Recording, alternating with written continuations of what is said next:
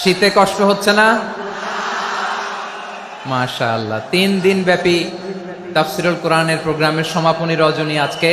আমি খুব লম্বা সময় নিব না, এটা তোমার বিভাগীয় প্রোগ্রাম, খুলনা বিভাগের প্রোগ্রাম পেয়ে গেছে যশোর। মাশাআল্লাহ, 9টা প্যান্ডেল আছে, এখানে ধাক্কাধাক্কির কোনো মানি হয় না। তোমরা ধাক্কাধাক্কি করবা, এই জন্য প্যান্ডেল করা হয় নাই 9টা। বসো, কোনো কথা নাই। অনেক আলোচনা হয়েছে 3 দিন ব্যাপী। দেশ বরেণ্য প্রথিতযশা ওলামায়ে হযরতের মুখে আপনারা অসংখ্য কথা শুনেছেন। আমলের জন্য এগুলোই যথেষ্ট, নতুন করে আমার বলার কিছুর দরকার নাই।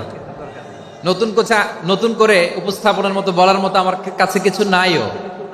যা বলার 1500 বছর আগে আল্লাহ তাআলা উম্মাকে বলে দিয়েছেন, ঠিক কিনা? এমন কিতাব দান করেছে যে কিতাবে ভুল নাই, যতই পড়ি ততই শেখা যায়। বিয়ন্ডলেস, বাউন্ডলেস, বটমলেস, কুল কিনারা নাই, কুল কিনারাবিহীন সাগর। পড়েন সুবহানাল্লাহ। আসুন, এখানে আসার বসার এই প্রোগ্রামে অংশগ্রহণ করার উদ্দেশ্যকে, নিয়তকে আমরা খালেস করে নেই। আজকে আমরা যা শুনবো শিখবো আমলের নিয়তে শুনবো, ঠিক কিনা বলেন? শেষ পর্যন্ত নীরবতা বজায় রাখবো।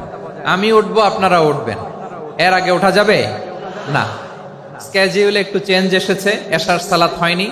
আমার আলোচনার পরপরই আজান হবে, এশার সালাতে আমরা জামাতে অংশগ্রহণ করে একসাথে বিদায় নেব ইনশাল্লাহ। বলেন, যে টপিকটি নিয়ে আমি আপনাদের সামনে আজকে কথা বলতে চাই, টপিকটি অনেক গুরুত্বপূর্ণ।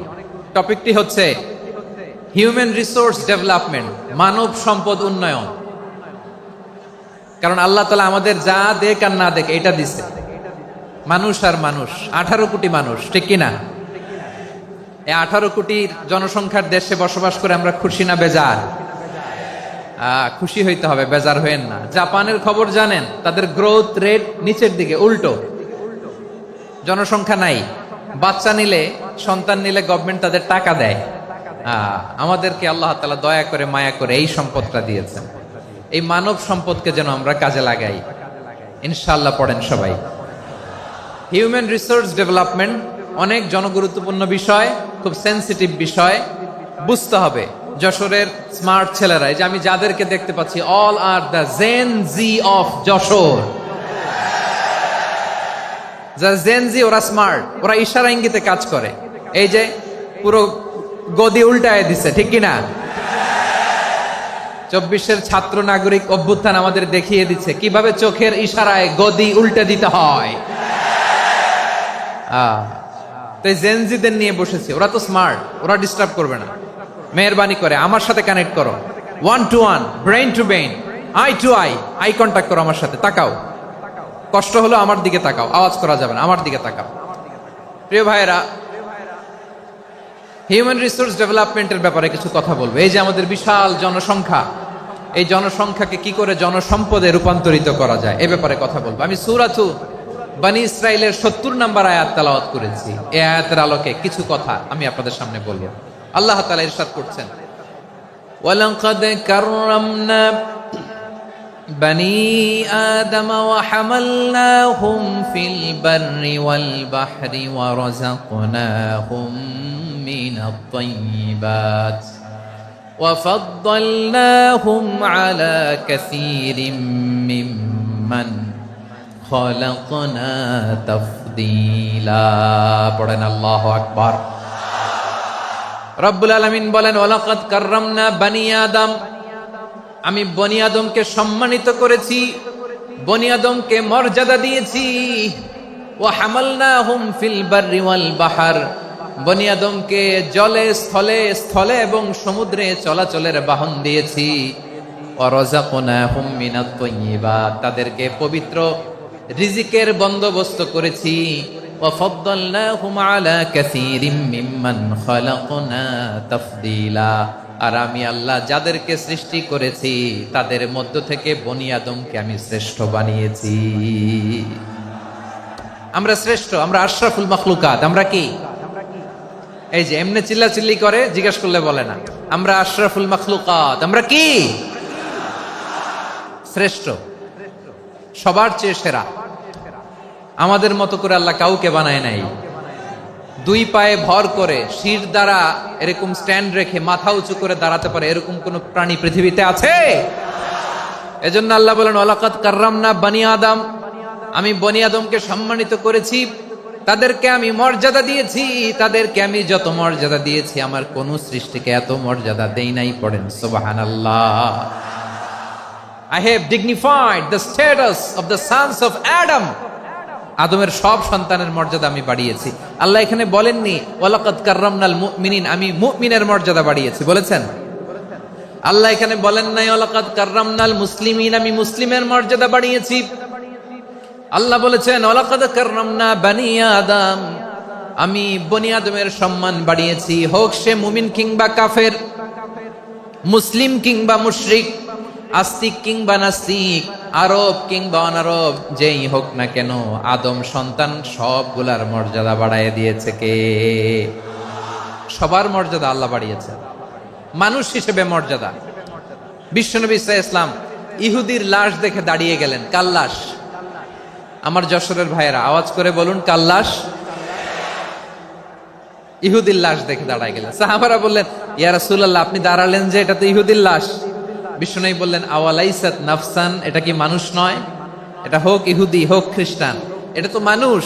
আমি মানুষ দেখে দাঁড়িয়েছি। আই স্যালিউট দ্য হিউম্যানিটি, আমি মানবতাকে সম্মান করেছি। পড়েন সুবহানাল্লাহ। তাহলে এই জমিনে মানুষের মর্যাদা বেশি, হোক আস্তিক হোক নাস্তিক, হোক মুমিন কিংবা কাফের। আদমের সন্তান হলে, মানুষ হলেই তার মর্যাদা বাড়িয়েছে কে? আমার কলিজার টুকরা যশোরের ভাইয়েরা, মানুষের মর্যাদা আল্লাহ এত বাড়িয়েছেন, মানুষ জীবিত থাকলেও যেমনি মর্যাদাবান, মরে গেলেও মর্যাদাবান। সুবহানাল্লাহ পড়েন। মানুষ মরে গেলে এই ডেড বডিটা কি হয়? পচে যায়, গলে যায়, মাটির সাথে মিশে যায়। তাই বলে আপনি ডেড বডির সাথে যাচ্ছে তাই করতে পারবেন না? পারবেন? কেউ যদি অন্যায় করে তাকে যদি আপনি শাস্তির আওতায় আনেন, যা মনে চায় করতে পারবেন না। তারা আগুন দিয়ে পোড়াতে পারবেন না, নাক কাটতে পারবেন না, কান কাটতে পারবেন না, অঙ্গ বিকৃতি করতে পারবেন না। কারণ মানব জাতির মর্যাদা স্বয়ং দিয়েছে কে? ডেড বডি পচে যাবে, গলে যাবে। তারপরে ইসলাম বলে না, খবরদার, এই মরা লাশটারও একটা মর্যাদা আছে না নাই? ইসলাম বলে এই লাশটা গলে যাবে, পচে যাবে, কিন্তু এটার অমর্যাদা করো না। কর্পূর দিয়ে, খেজুর পাতা দিয়ে, এটাকে ওয়ার্ম ওয়াটার দিয়ে, গরম পানি দিয়ে ধৌত করো, সাদা শুভ্র ধবধবে কাপড় দিয়ে লাশটাকে তুমি কাভার করো। তারপরে খাটিয়ার মধ্যে লাশটাকে রেখে বিশাল একটা প্রোগ্রাম করো, একটা ফিউনারাল প্রোগ্রাম করো। ওই প্রোগ্রামের ডানে বায়ে পেছনে লাশটারে রাখলে হবে না, প্রোগ্রামের একেবারে সামনটাতে তুমি লাশটাকে রাখো। সুবহানাল্লাহ। একটা ফিউনারাল প্রোগ্রাম করতে হবে, তাকে শেষ বিদায় জানাতে হবে, যেটাকে আমরা জানাজা বলি। কি বলি? জানাজা মানে মাইয়েতের জন্য দোয়া, তার জন্য দোয়া করা হয়, তাকে একটা সিস্টেমেটিক অর্ডারে কবরে রাখা হয়, সুন্দরভাবে সেটাকে কবরস্থ করা হয়, মাটি দেয়া হয়, পানি দেয়া হয়। তার মানে মরে গেলেও মানুষের সম্মান বাড়ায় দিয়েছে কে? এজন্য আল্লাহ বললেন ওয়ালাকাদ কাররামনা বানি আদম, বনি আদমের সম্মান মর্যাদা আমি আল্লাহ বাড়িয়ে দিয়েছি।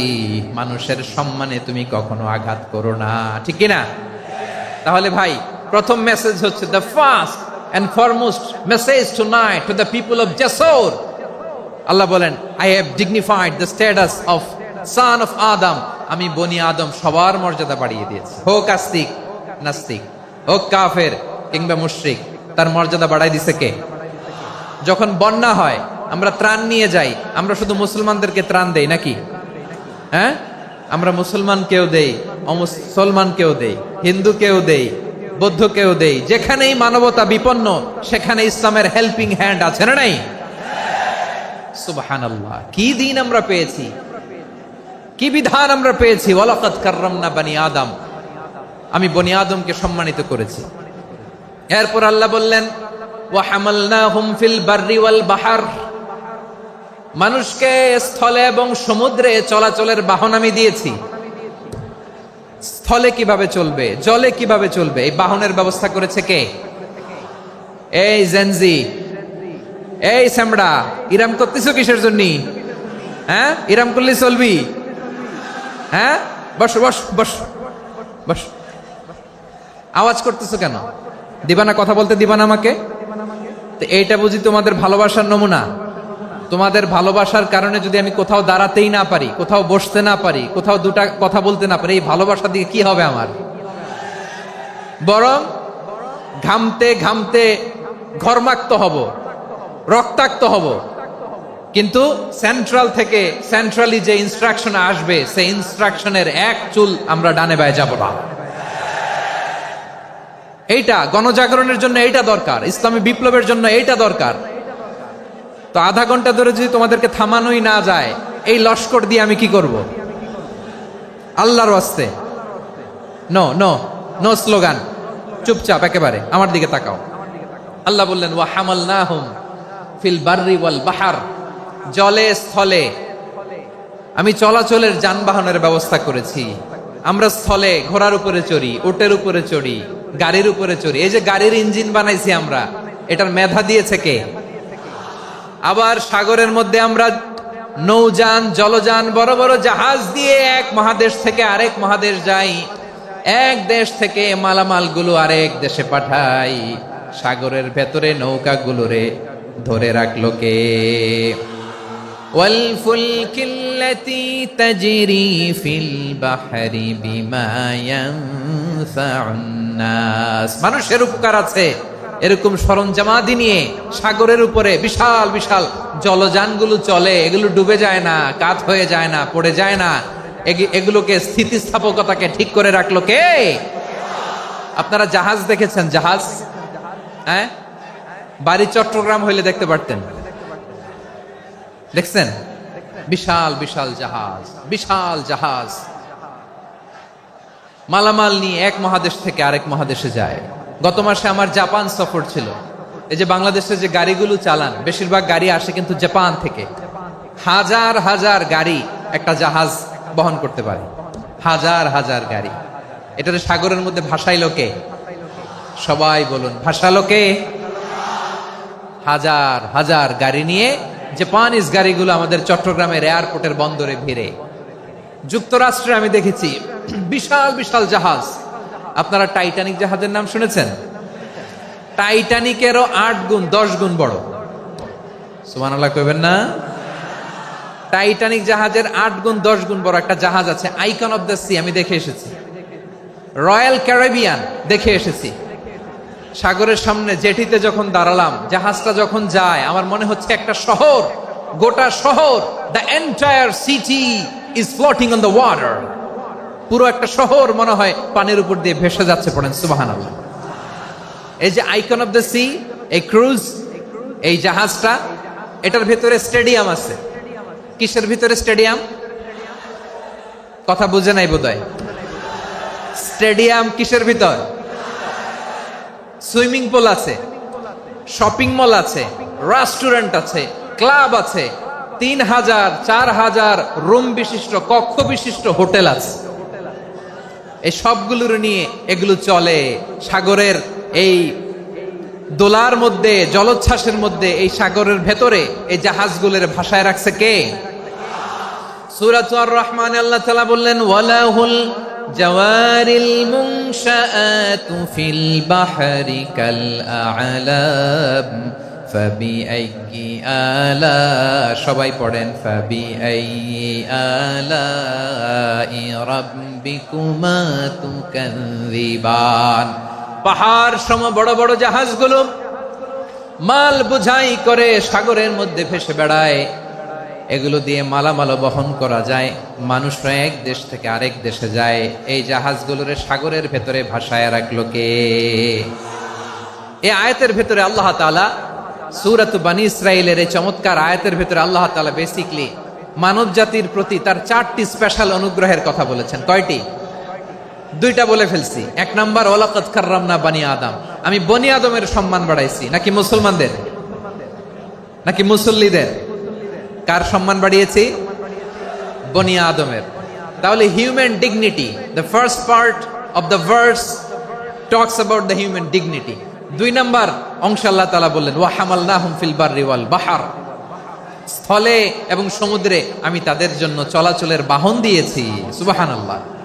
তার মানে smooth movement on land and sea, জলে এবং স্থলে যাতে আমরা স্মুথলি মুভ করতে পারি আল্লাহ তাআলা দিয়েছেন। 3 নাম্বার আল্লাহ তাআলা বললেন ওয়া রাযাকনাহুম মিনাত তাইয়্যিবাত, মানুষের জন্য আমি পবিত্র রিজিকের ব্যবস্থা করেছি।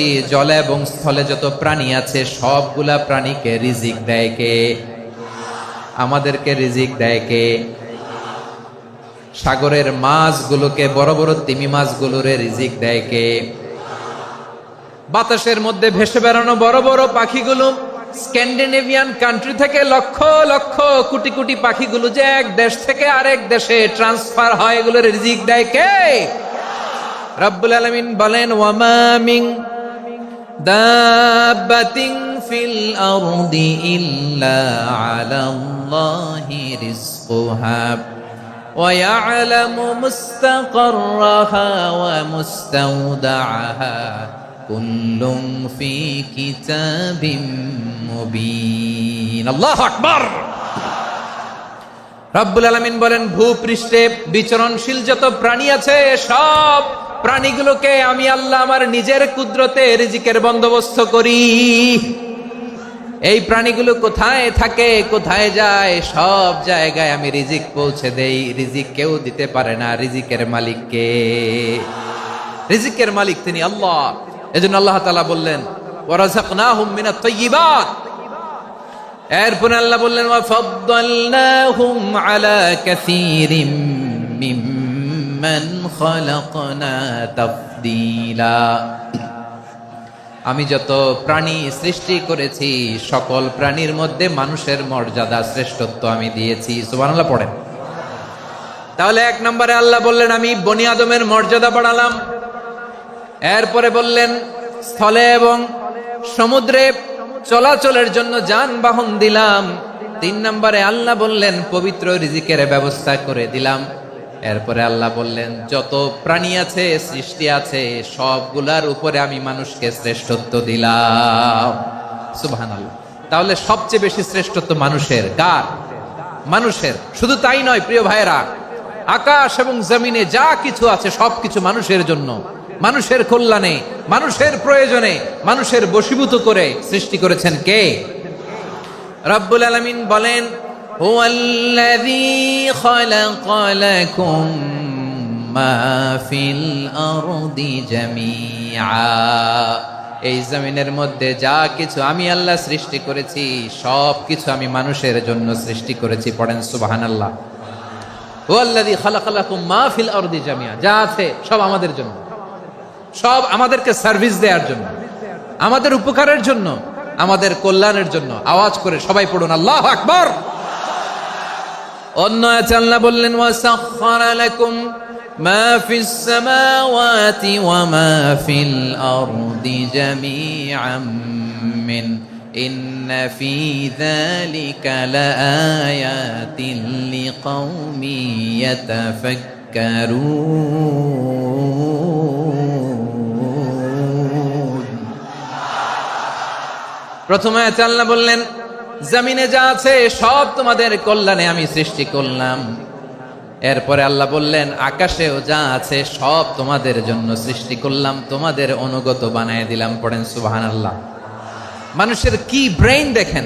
মানুষ জমিন ছেড়ে আকাশে চলে যায়। পাখি দেখে মানুষের শখ হলো, পাখি যেহেতু উঠতে পারে আমরাও পারবো।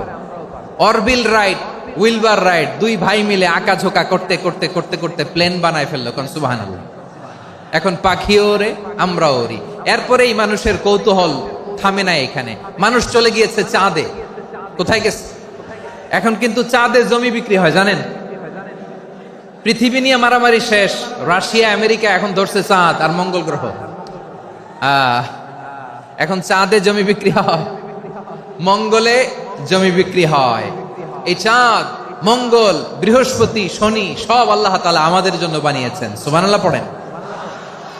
মানুষ সাগরের উপরে চড়ে, শূন্যে ভেসে বেড়ায়, পাহাড় কেটে সুড়ঙ্গ বানায়, টানেল বানায়। মানুষ ব্রডব্যান্ডের লাইন নিয়ে যায় সাগরের ভেতর দিয়ে, এক দেশ থেকে আরেক দেশে, এক মহাদেশ থেকে আরেক মহাদেশে। সুবহানাল্লাহ পড়েন।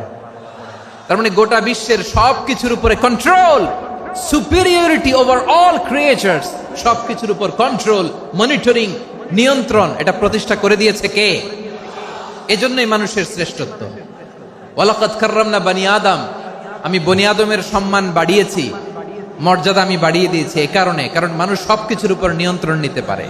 মানুষকে নিয়ে এই কোরআনের সব আলোচনা, মানুষকে নিয়ে এই কোরআনের সব। তাই কোরআনের কেন্দ্রীয় আলোচ্য বিষয় হচ্ছে মানুষ। কোরআনের কেন্দ্রীয় আলোচ্য বিষয় কি? যশোরের ভাইয়েরা বুঝে থাকলে সবাই বলবেন কোরআনের কেন্দ্রীয় আলোচ্য বিষয় কি? এই যে আমি মূল আলোচনায় যাচ্ছি এখন। কেন মানুষ কোরআনের কেন্দ্রীয় আলোচ্য বিষয়? এই যে ভাইয়েরা, এই যে হাত জোর করে, এই যে Jessore Gen Z, the smart people of Jessore, হাত জোর করে বলতেছে, হাত জোর করে তোদের কাছে আল্লাহর দোহাই লাগে, স্টপ স্টপ। শুরুতে একবার বলেছে জায়গা না হলে আস্তে আস্তে ধাক্কা দিবা, সামনে না পিছনে দিয়ে দিয়ে বেরোয় চলে যাও। এলইডিতে দেখো, এই যে আল্লাহর ওয়াস্তে জায়গা না হলে ওদিকে যাও। কোরআনের মাহফিলে বিশৃঙ্খলা, এটা কাফিরদের আলামত। কাফিররা শীষ দিত, শীষ। বিশ্বনবী কোরআনের তাফসির করলে কাফিররা শীষ দিত আর ক্ল্যাপিং করত, হুইসেল এন্ড ক্ল্যাপিং।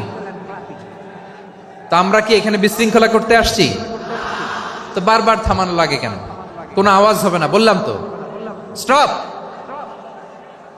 আওয়াজ করে বলুন কোরআনের কেন্দ্রীয় আলোচ্য বিষয় কি? সবাই বলেননি।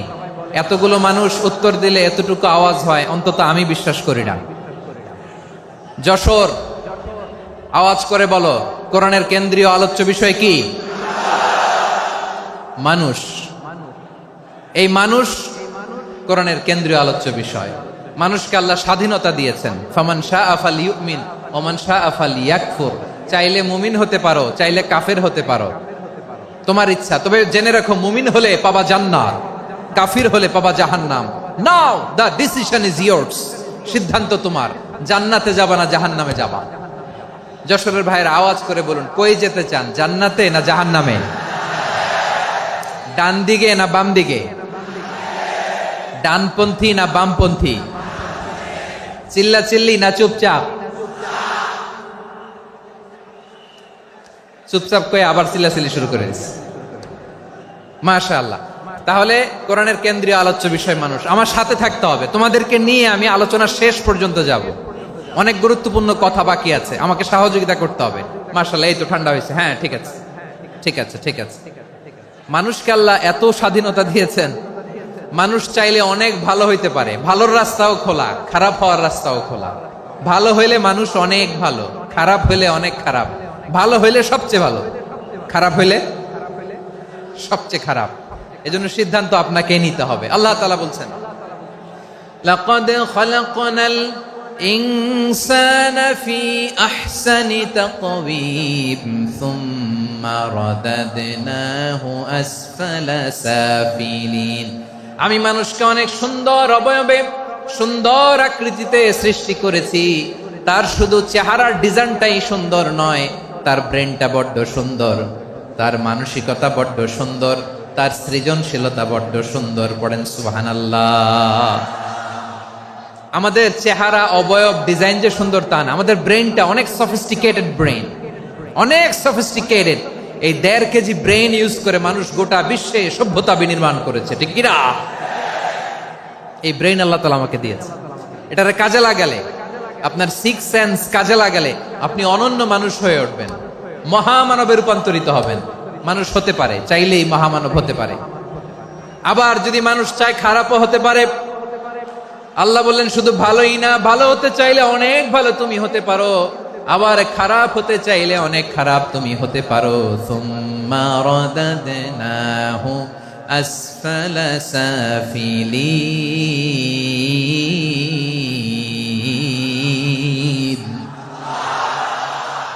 খারাপ হলে একেবারে খারাপ হতে পারো, নিকৃষ্ট হলে একেবারে নিকৃষ্ট হতে পারো, ভালো হলেও ভালো হতে পারো। কোন সুবহানাল্লাহ।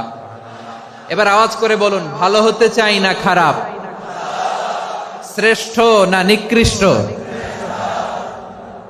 মানুষ ভালো হলে মানুষ ফেরেশতার চেয়েও ভালো, মানুষ খারাপ হলে সে পশুর চেয়েও খারাপ। কথা ঠিক কিনা বলেন? ভালো হলে ফেরেশতার চেয়েও ভালো, খারাপ হলে পশুর চেয়েও নিকৃষ্ট। তার মানে শ্রেষ্ঠত্বে মানুষ, শ্রেষ্ঠত্বে ফেরেশতাকে হার মানায়, আর অধপতনে শ্রেষ্ঠত্বে ফেরেশতাকে ছাড়িয়ে যায়, আর অধপতনে পশুকেও হার মানায়।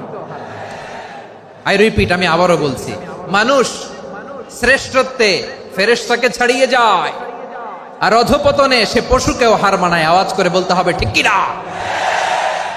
এটার প্রমাণ কি?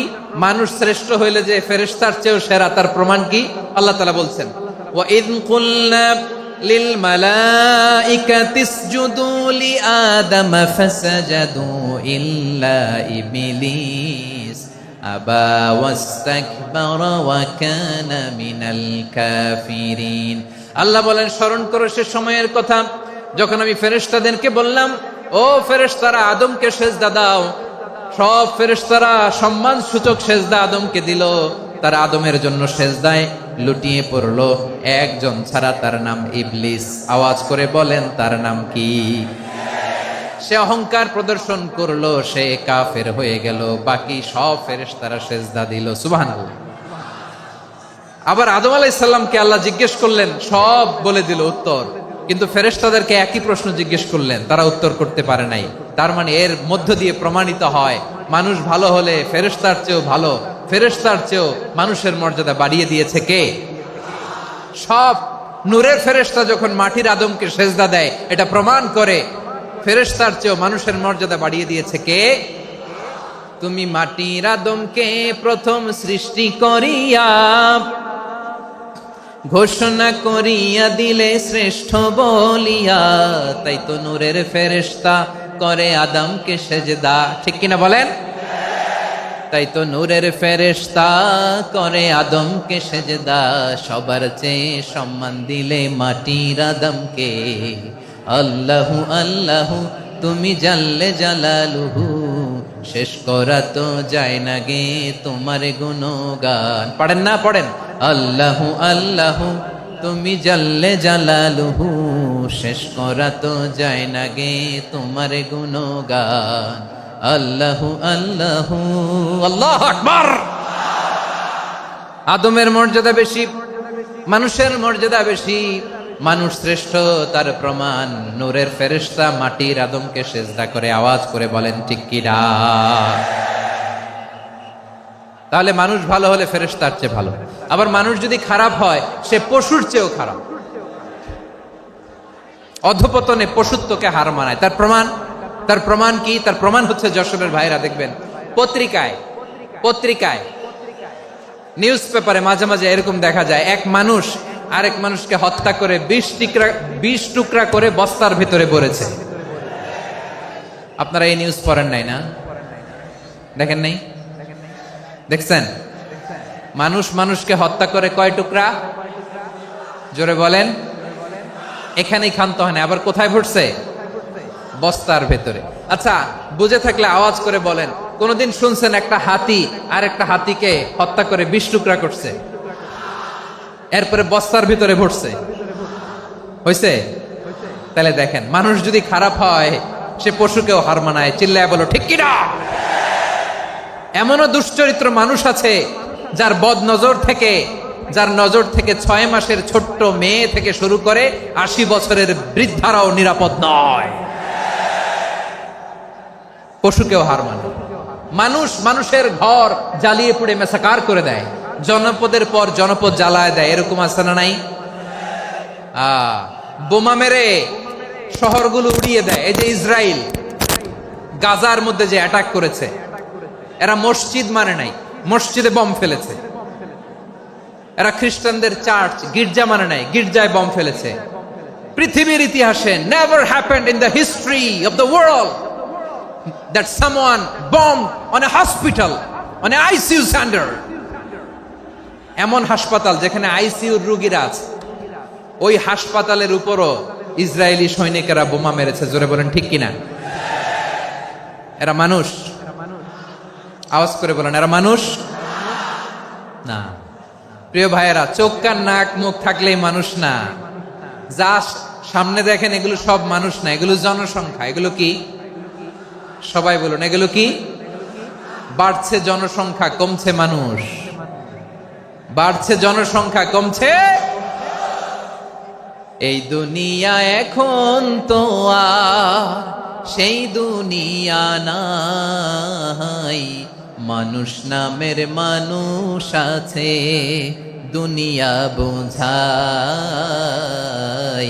সেই মানুষের ভিড়ে আমার আসল মানুষ নাই। ঠিক কিনা? আসল মানুষের বড্ড অভাব, আসল মানুষের বড্ড অভাব।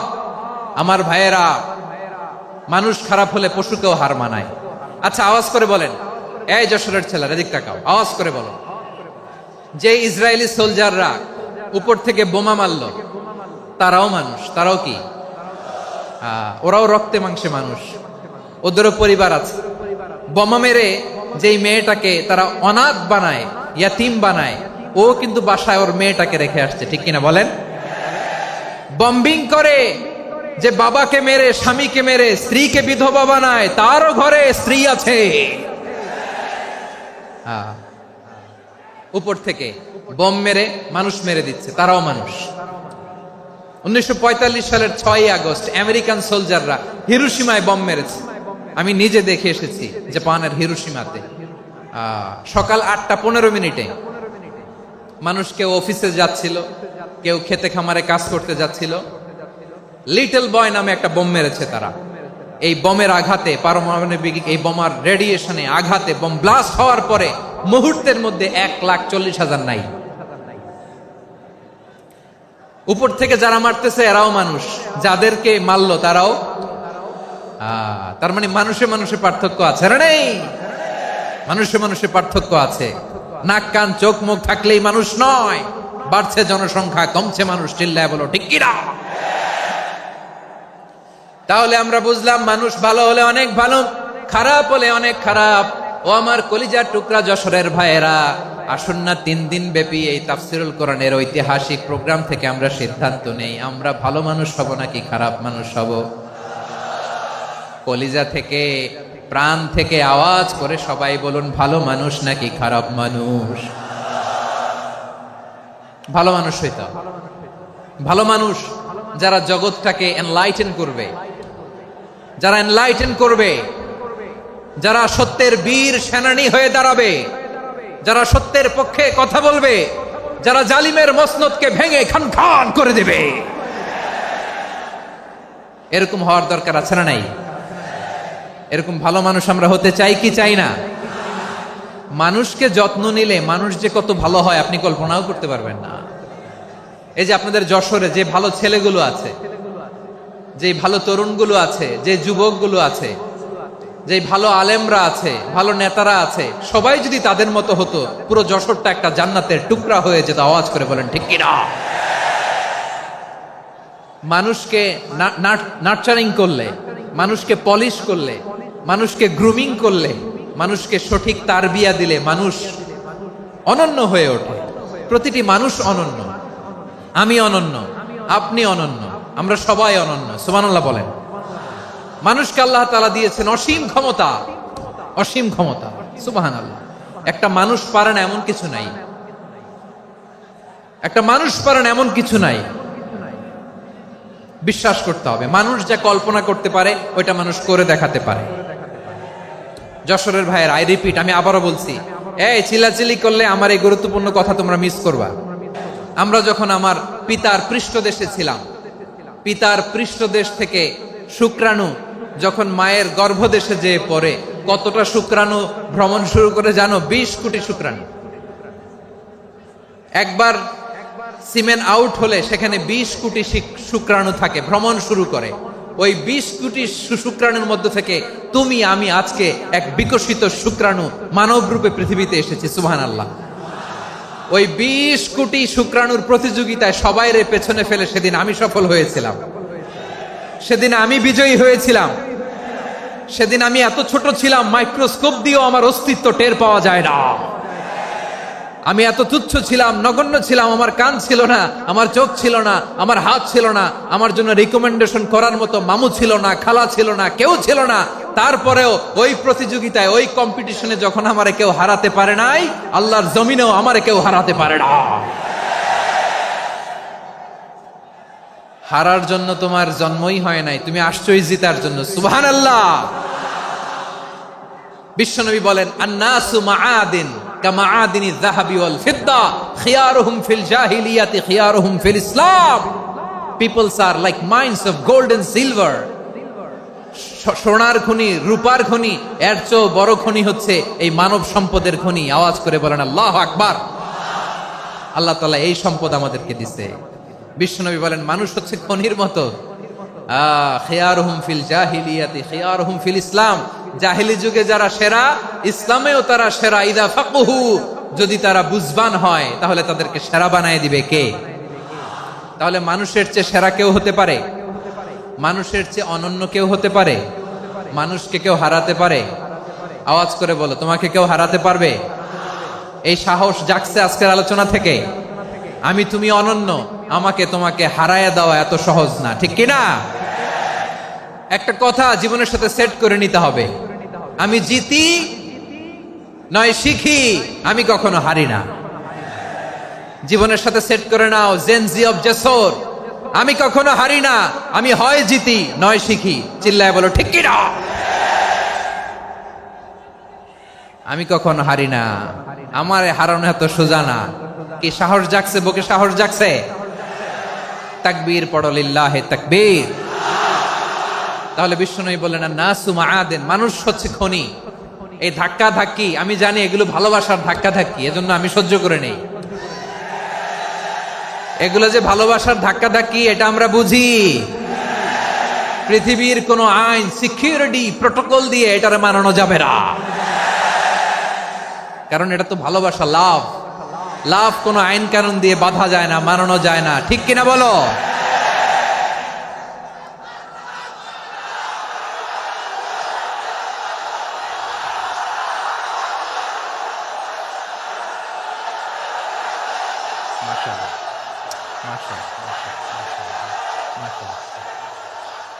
ঠিক আছে, বসুন বসুন বসুন।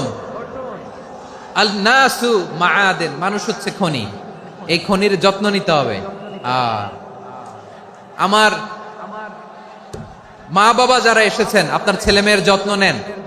আপনার ছেলের মধ্যে যে কি পটেনশিয়াল আপনি জানেন না। আপনার এই ছোট্ট অবুজ ছেলেটাই আগামী দিনের শায়েখ আহমদুল্লাহ হবে। আপনার হেফজখানায় পড়া ওই ছোট্ট ছেলেটাই আগামী দিনের আল্লামা মামুনুল হক হবে। আপনার ওই ছেলেটা আমির হামজা হবে, আব্দুল হাই সাইফুল্লাহ হবে। এভাবে বড় বড় আলেম হবে, তারা যুগশ্রেষ্ঠ আলেম হবে। সেই একদিন এই বাংলাদেশের পার্লামেন্টে যে বক্তব্য দিয়ে যশোরের পক্ষে কথা বলবে। আপনি জানেন না, কাউকে ছোট করবেন না আপনি, ওর কনফিডেন্স আপনি কমাবেন না, আপনি কমাতে পারেন না। প্যান্ডেলে আমার যে মা বোনেরা আছেন, ছেলে মেয়েদেরকে কখনো ছোট করে কথা বলবেন না। ও যে কোথায় যাবে আপনি জানেন না, আপনি মা হয়ে তাকে সাহস দিবেন, তার কল্পনার জগৎটাকে সাজাতে তাকে উৎসাহিত করবেন, ঠিক কিনা বলেন? আর আমার প্যান্ডেলের আমার প্রিয় শ্রদ্ধাশীলা মায়েরা বোনেরা, আপনারা তো আরো দামি সম্পদ। বিশ্বনবী বলেন আর দুনিয়া কুল্লুহা মাতা।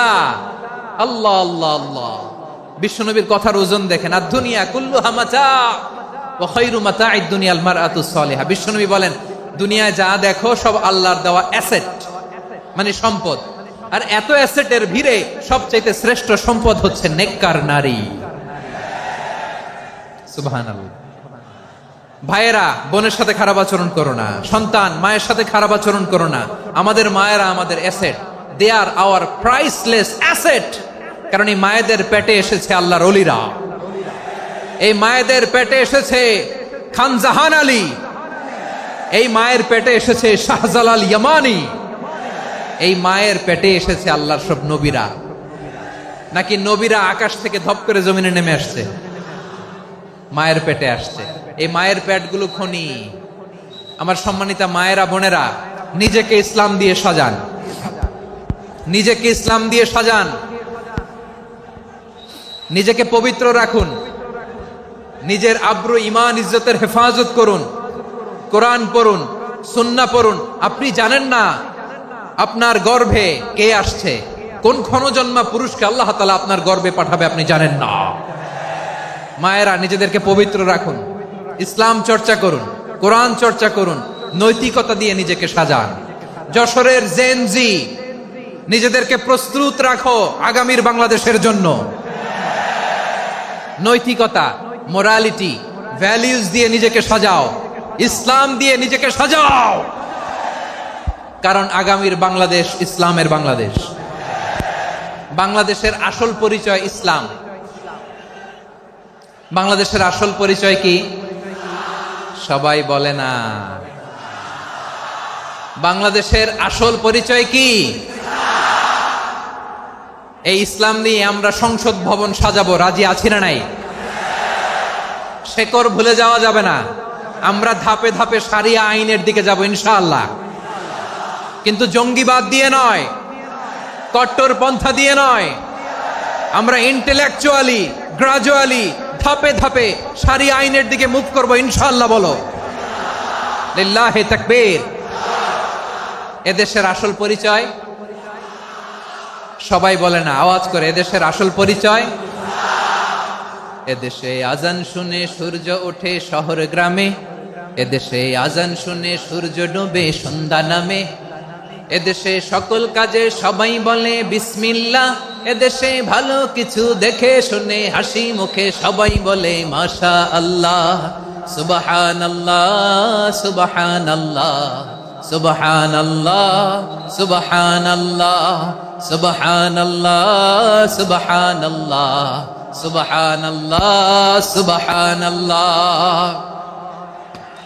ও নবীন তরুণ তোমার কিসের এত ভয়, জেনে রেখো বাংলাদেশের আসল পরিচয়। বাংলাদেশের আসল পরিচয় ইসলাম। আওয়াজ তুলে বলো আসল পরিচয় কি?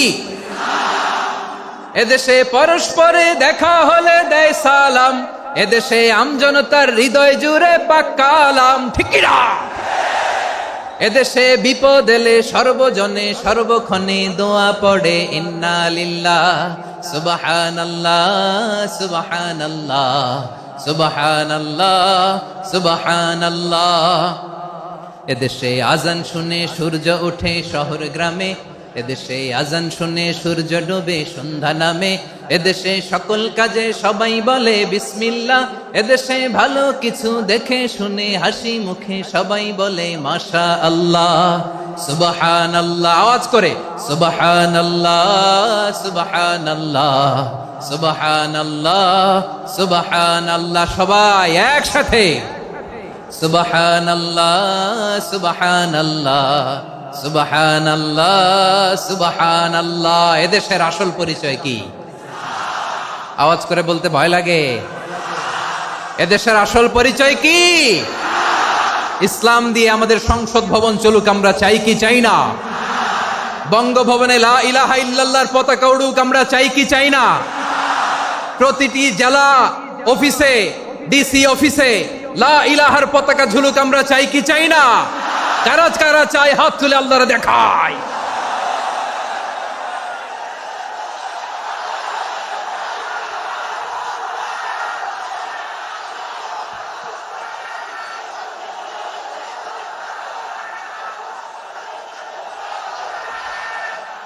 মাশাআল্লাহ মাশাআল্লাহ মাশাআল্লাহ মাশাআল্লাহ। যশোর আওয়াজ করে বলো ভালো মানুষ না খারাপ মানুষ? বুঝে বলছো তো? মানুষ ভালো হলে যে কত ভালো। এই মানুষকে যত্ন নিলে, মানুষকে মানুষ বানালে যে সে কি হতে পারে শুনবা? হ্যাঁ নাকি মোনাজাত দিয়ে দিব? শুনবা?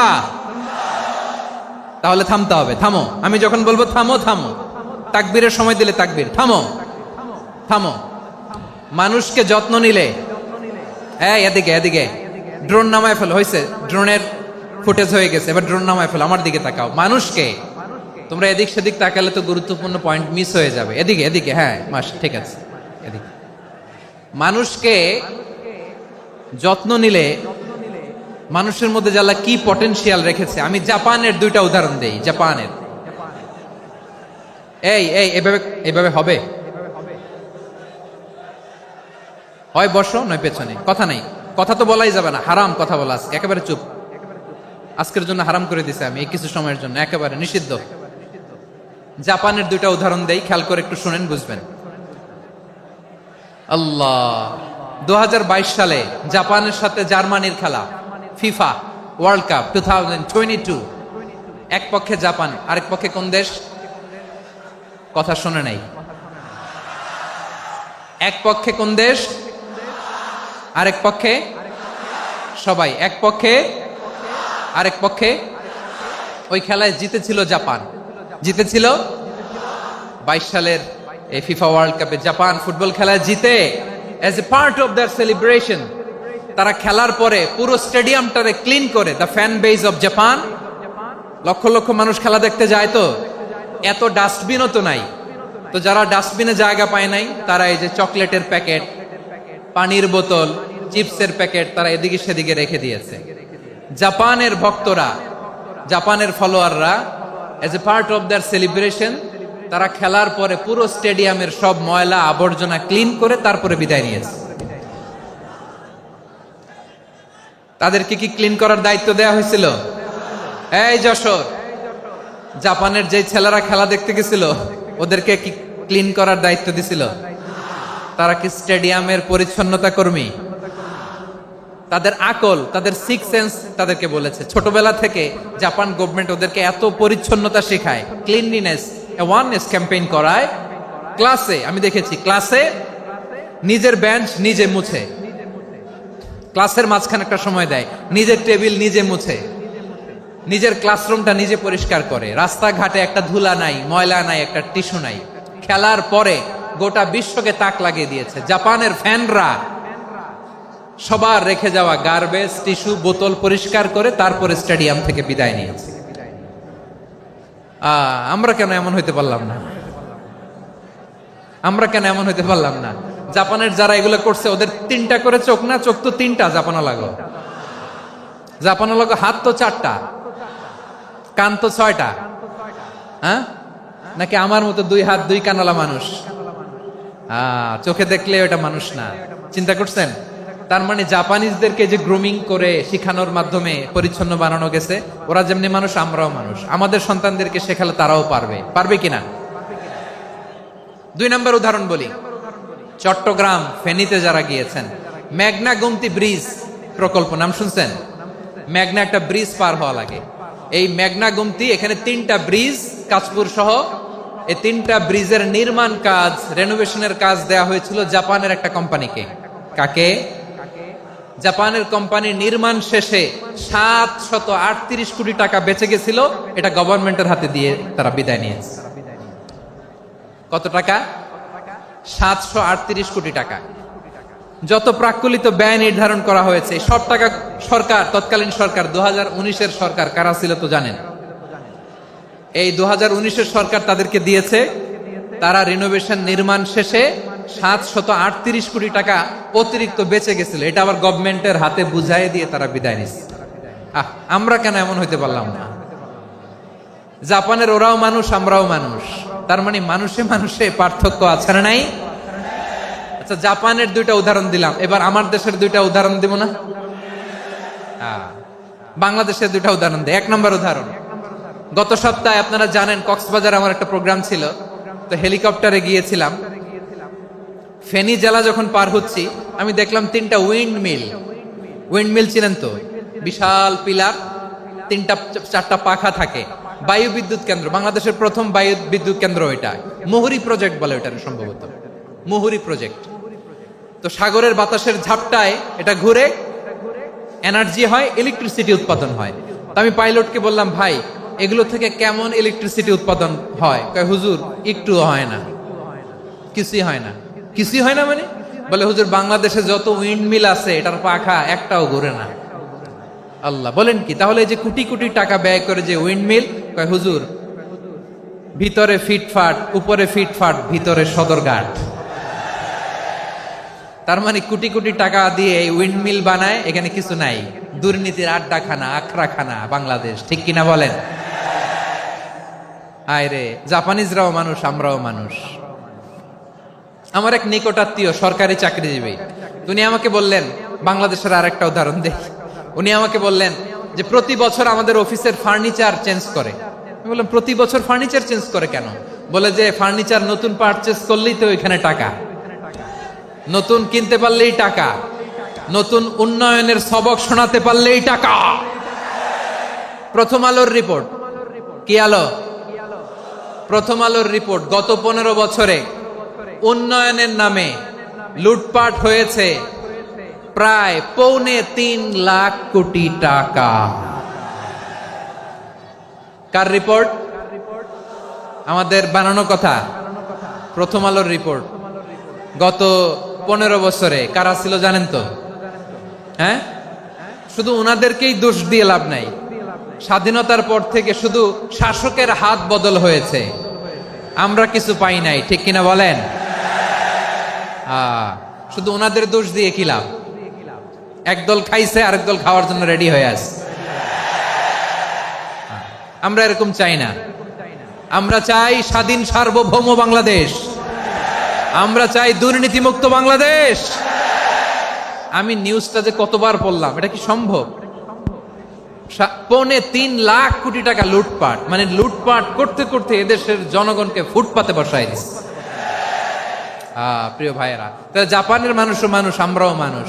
সিদ্ধান্ত আপনার, কোন মানুষ হবেন, ভালো মানুষ না খারাপ মানুষ? আজকের আলোচনার বিষয় হচ্ছে মানব সম্পদের উন্নয়ন, human resource development. It's a process to increase the capacity of knowledge, skill, capacity of the people of a country. একটা দেশের মানুষের জ্ঞান, তাদের দক্ষতা কি করে বাড়ানো যায়, বাড়িয়ে দেশের উন্নয়ন করানো যায়, এটাই হচ্ছে মানব সম্পদ উন্নয়নের মূল কথা। তাহলে মানব সম্পদ হচ্ছে একটা দেশের সবচাইতে শক্তিশালী পুঁজি। প্রাকৃতিক সম্পদ, খনিজ সম্পদের চেয়েও দামি হচ্ছে মানব সম্পদ। আমার প্রিয় যশোর, প্রাকৃতিক সম্পদ, খনিজ সম্পদের চেয়ে দামি সম্পদ কি সম্পদ? আল্লাহ তাআলা দয়া করে আমাদেরকে এই মানব সম্পদ দিয়েছেন। আসুন আমাদের এই মানুষগুলোকে আমরা সোনার মানুষ বানাই। রাজি আছেন তো সবাই? রাজি আছেন? মানুষ পারে না এমন কোনো কিছু নাই, চাইলে সব পারে। এজন্য মানুষকে তারবিয়া দিতে হবে, যথাযথভাবে তাদেরকে গড়তে হবে। আসুন আমরা সিরাতের আয়নায় বিশ্বনবীর জীবনী থেকে দেখি তিনি কিভাবে হিউম্যান রিসোর্সকে ম্যানেজ করতেন। যদি আপনাদের সময় হয়, দু একটা উদাহরণ দিয়ে আজকে আমি আমার আলোচনার বিদায় নিব। হবে সময় হবে কয়েক মিনিট? হ্যাঁ, শান্ত থাকবেন তো? শান্ত থাকবা? হ্যাঁ, ঠিক আছে। এই ধাক্কার মধ্যে ঢুকছে, এবার মজা বুঝতেছো তো? হ্যাঁ, মানা করছিলাম না? ঠিক আছে, টের পাও। হ্যাঁ, ঠিক আছে। যে আওয়াজ করবে আমি ওকে দেখতেছি, কে কে আওয়াজ করে দেখতেছি। শেষ কথা, শেষের দিকে চলে আসছি। বিষ্ণু ইসলাম কিভাবে হিউম্যান রিসোর্সকে ম্যানেজ করতেন, মজার কথা আছে কয়েকটা, বলে বিদায় নেব। বিশ্বনবী কিভাবে এই মানব সম্পদকে ম্যানেজ করতেন? বিশ্বনবী he was a very good talent hunter, চৌকস ট্যালেন্ট হান্টার ছিল। কার মধ্যে কি ট্যালেন্ট আছে দেখলেই বুঝে ফেলতেন। সুবহানাল্লাহ পড়বেন না? কি নবী আমরা পেয়েছি! He was a very good talent hunter. আমার নবী তিনি চৌকস ট্যালেন্ট হান্টার ছিলেন। কার মধ্যে কি প্রতিভা বের করতেন, ওই প্রতিভাকে ইসলামের কল্যাণে কাজে লাগাতেন। সুবহানাল্লাহ বলেন। যাকে যেই জায়গায় সেট করলে ভালো হবে তাকে ওই জায়গায় সেট করতেন। কয়েকজন সাহাবীর জীবনী শোনাই। আবু মাহজুরা রাদিয়াল্লাহু তাআলা আনহু, মক্কার মুয়াজ্জিন, আগে ছিল মুশরিক, পরে হইছে মুমিন। উনি কিভাবে মুমিন হইলেন এই ঘটনাটা একটু আপনাদের শোনাতে চাই। তা আপনাদের তো সময় নাই হাতে। হ্যাঁ, সময় আছে? এই যে এই জেনজি শেষ করে দিল আজকের প্রোগ্রামটা। 1 ঘন্টা ধাক্কা ধাক্কি করে কেমনে দাঁড়ায় আছে আমি বুঝলাম না।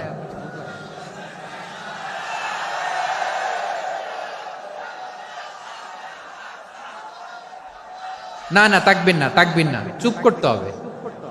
What I need, you stop. Just shut up. চুপ। হ্যাঁ, ঠিক আছে, এভাবে। আবু মাহজুরা রাদিয়াল্লাহু তাআলা আনহু কিভাবে মুসলিম হলেন আওয়াজ করে শুনেন। হুনাইনের যুদ্ধ, 8ম হিজরি।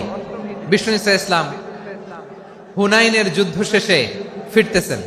পথিমধ্যে বেলাল রাদিয়াল্লাহু তাআলা আনহু, এই যে আবার কথা, আই রে আল্লাহ রে, এখানে ধাক্কা ধাক্কি কেন? চলে যাও, পেছনে যাও, পেছনে যাও। কি আজীব তামাশা! যেখানে যায় এখানে ধাক্কা ধাক্কি, মারামারি, গায়ের উপরে, কাঁধের উপরে, শাউটিং। অনেক গুরুত্বপূর্ণ কথা পয়েন্ট করে নিয়ে আসে যে বলবো, এই শাউট করার কারণে প্রোগ্রামটাই নষ্ট করে দেয়। আসছে আমার ভালোবাসা দেখাইতে, প্রোগ্রামটাই শেষ করে দিয়ে চলে যায়। স্টপ। আবার কথা বলে, স্টপ।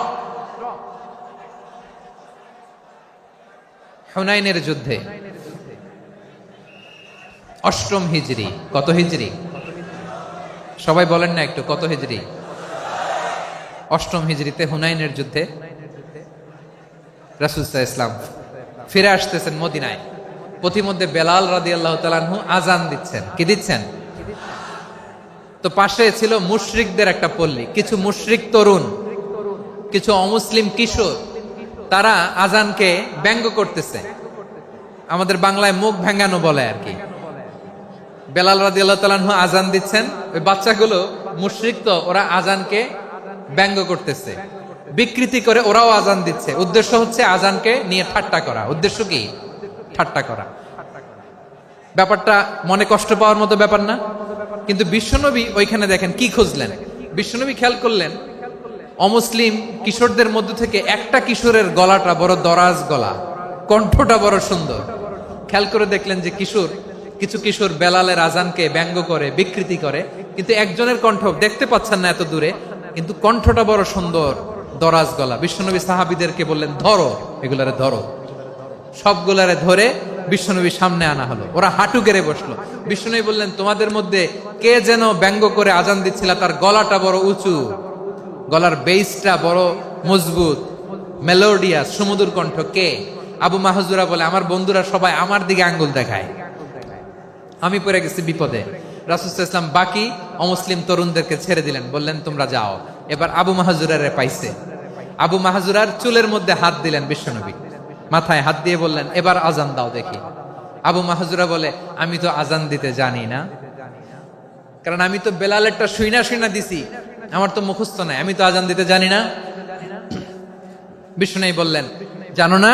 তাহলে আসো, আমি তোমারে শিখাই দেই। সুবহানাল্লাহ পড়েন। আবু মাহজুরা হাঁটু গেড়ে বসে, বিশ্বনবীর মোবারক হাত আবু মাহজুরার চুলের মধ্যে। বিশ্বনবী আজানের মুআল্লিম আবু মাহজুরাকে বলতেছে, ঠিক আছে তোমারে শিখাই দিচ্ছি, আমি যা যা বলবো আমার সাথে সাথে বলো, পারবা? আবু মাহজুরা বলে, পারবো। বিশ্বনবী আজান দিচ্ছেন মাথায় হাত দিয়ে, আল্লাহু আকবার,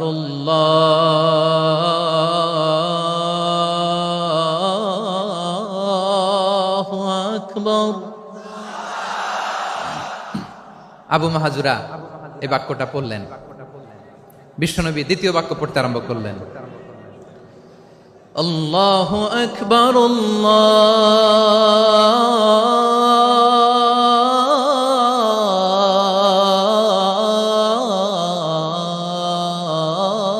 আল্লাহু আকবার। আবু মাহজুরা এই বাক্যটা বললেন। বিশ্বনবী আবু মাহজুরার মাথার মধ্যে হাত দিয়ে তৃতীয় বাক্য বললেন, আশহাদু আল্লা ইলাহা ইল্লাল্লাহ।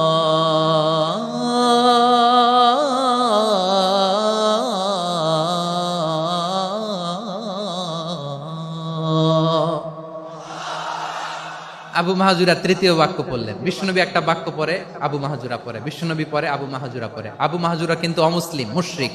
আবু মাহজুরা বলে, এক একটা বাক্য পড়ি আমার কলিজাটা গলে ঠান্ডা হয়ে যায়।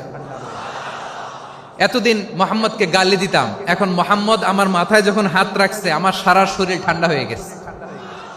বিশ্বনবী আজান শিখাচ্ছেন, একটা একটা বাক্য পড়ে আবু মাহজুরাও পড়ে, বিশ্বনবী পড়ে, আবু মাহজুরাও পড়ে। পুরো বাক্যগুলো যখন শেষ, আজান শেষ, আবু মাহজুরাও যখন পুরো আজান পড়লেন, আবু মাহজুরা বললেন, এতদিন মোহাম্মদের চেহারা দেখলে আমার ঘৃণা লাগতো, আজ থেকে মোহাম্মদের চেহারার চেয়ে প্রিয় চেহারা আমার কাছে নাই। আবু মাহজুরা বললেন, ও মুহাম্মদ, আজানের বাক্য তো আপনি আমারে শেখালেন, এখানেই শেষ করবেন না, আপনি আমারে পড়ায় দেন, লা ইলাহা ইল্লাল্লাহু মুহাম্মাদুর রাসূলুল্লাহ সাল্লাল্লাহু আলাইহি ওয়াসাল্লাম। বিশ্বনবীর সাথে দাঁড়িয়ে উনি শাহাদা পড়ে মুসলমান হয়ে গেলেন। এবার আবু মাহজুরা বলে, ইয়া রাসূলুল্লাহ, ইয়া হাবিবাল্লাহ, আমি মুমিন হয়েছি, মুসলমান হয়েছি, আপনার কাছ থেকে আজান শিখার সৌভাগ্য আমি লাভ করেছি গো নবী। আমার কণ্ঠের বড় তারিফ করেছেন আপনি, আমার আজানকে আপনি পছন্দ করেছেন। একটা জিনিস আপনার কাছে চাই, আপনি আমাকে মক্কার মসজিদুল হারামের মুয়াজ্জিন হিসেবে অ্যাপয়েন্ট করে দেয়। বিষ্ণু ইসা ইসলাম বললেন, যাও আবু মাহজুরা, আমি তোমাকে পৃথিবীর শ্রেষ্ঠতম মসজিদ মক্কার মসজিদুল হারামের মুয়াজ্জিন হিসেবে অ্যাপয়েন্ট করে দিলাম। দেখছেন কিভাবে ট্যালেন্ট হান্টিং করতে হয়, কিভাবে হিউম্যান রিসোর্স মানব সম্পদকে ব্যবহার করতে হয়। আসছিল আজানকে ভেঙাইতে, আসছিল কেন? আজানকে ব্যঙ্গ করার জন্য, বিকৃত করার জন্য। আজানকে বিকৃত করতে যে ইসলামের সবচেয়ে শ্রেষ্ঠ মসজিদের মুয়াজ্জিন হয়ে গেল। পড়েন সুবহানাল্লাহ। হযরত আবু মাহজুরা রাদিয়াল্লাহু তাআলা আনহু ওনার এই সুললিত কণ্ঠ ব্যবহার করে মসজিদুল হারামে এত সুন্দর করে আল্লাহু আকবার বলে আজান দিতেন, মানুষগুলোর, মুসল্লিগুলোর, মক্কাবাসীর হৃদয়কে তিনি বিগলিত করে দিতেন। মানুষের হৃদয়কে ঠান্ডা হয়ে যেত। শুধু এখানেই শেষ না আমার যশোরের ভাইয়েরা, বিশ্বনবী যখন সাইয়েদনা আবু মাহজুরা রাদিয়াল্লাহু তাআলা আনহুকে আজান শিখাচ্ছিলেন, বলেন তো বিশ্বনবীর হাতটা কোথায় ছিল? আবু মাহজুরার মাথার সামনে, এই চুলের উপরে ছিল। আবু মাহজুরা ওই স্মৃতিটাকে ধারণ করবার জন্য, ওই স্মৃতিকে বহন করার জন্য বিশ্বনবীর মোবারক হাত আবু মাহজুরার কপালের চুলের যেই জায়গায় লেগেছে, মৃত্যুর আগের দিন পর্যন্ত আবু মাহজুরা মাথার ওই চুলে কোনোদিন ছুরি আর কামার লাগায় নাই, সেখানে কেচি লাগায় নাই, চুলের মধ্যে খুর লাগায় নাই। আবু মাহজুরা ডান দিকের চুল কাটতো, বাম দিকের চুল কাটতো, পেছনের চুল কাটতো, সামনের চুল কাটতো না। আবু মাহজুরা রাদিয়াল্লাহু তাআলা আনহুর সামনের চুলগুলো বড় হতে হতে যখন এত বড় হয়ে যায়, তিনি চুলগুলো পেঁচিয়ে মাথার মধ্যে রাখতেন। তারপরে তিনি পাগড়ি পরতেন। সবাই জিজ্ঞেস করতো, আবু মাহজুরা এটা আবার কেমন স্টাইল? দেখতে তোমারে কি বিদঘুটে লাগে, কেমন অড লাগে, কেমন খারাপ দেখা যায়। মক্কায় এমন কোন মানুষ তো দেখি নাই, ডানে চুল কাটে, বায়ে চুল কাটে, পেছনে চুল কাটে, সামনে কাটে না। ওরে আবু মাহজুরা, কেমন দেখা যায় তোমারে, তুমি সামনের চুল কাটো না কেন? আবু মাহজুরা বলে, আমি হাঁটু গেড়ে পেয়ারা নবীর সামনে বসেছিলাম, আমার এই মাথার চুলের মধ্যে মুবারক হাত লাগিয়ে বিশ্বনবী নিজে আমাকে আজানের প্রতিটা বাক্য শিক্ষা দিয়েছেন। বিশ্বনবীর মোবারক হাত, পবিত্র হাত আমার মাথার চুলের যেই জায়গায় লেগেছে, আমি চাই ওই চুলগুলা নিয়ে আমি আমার কবরের ভিতরে যাব।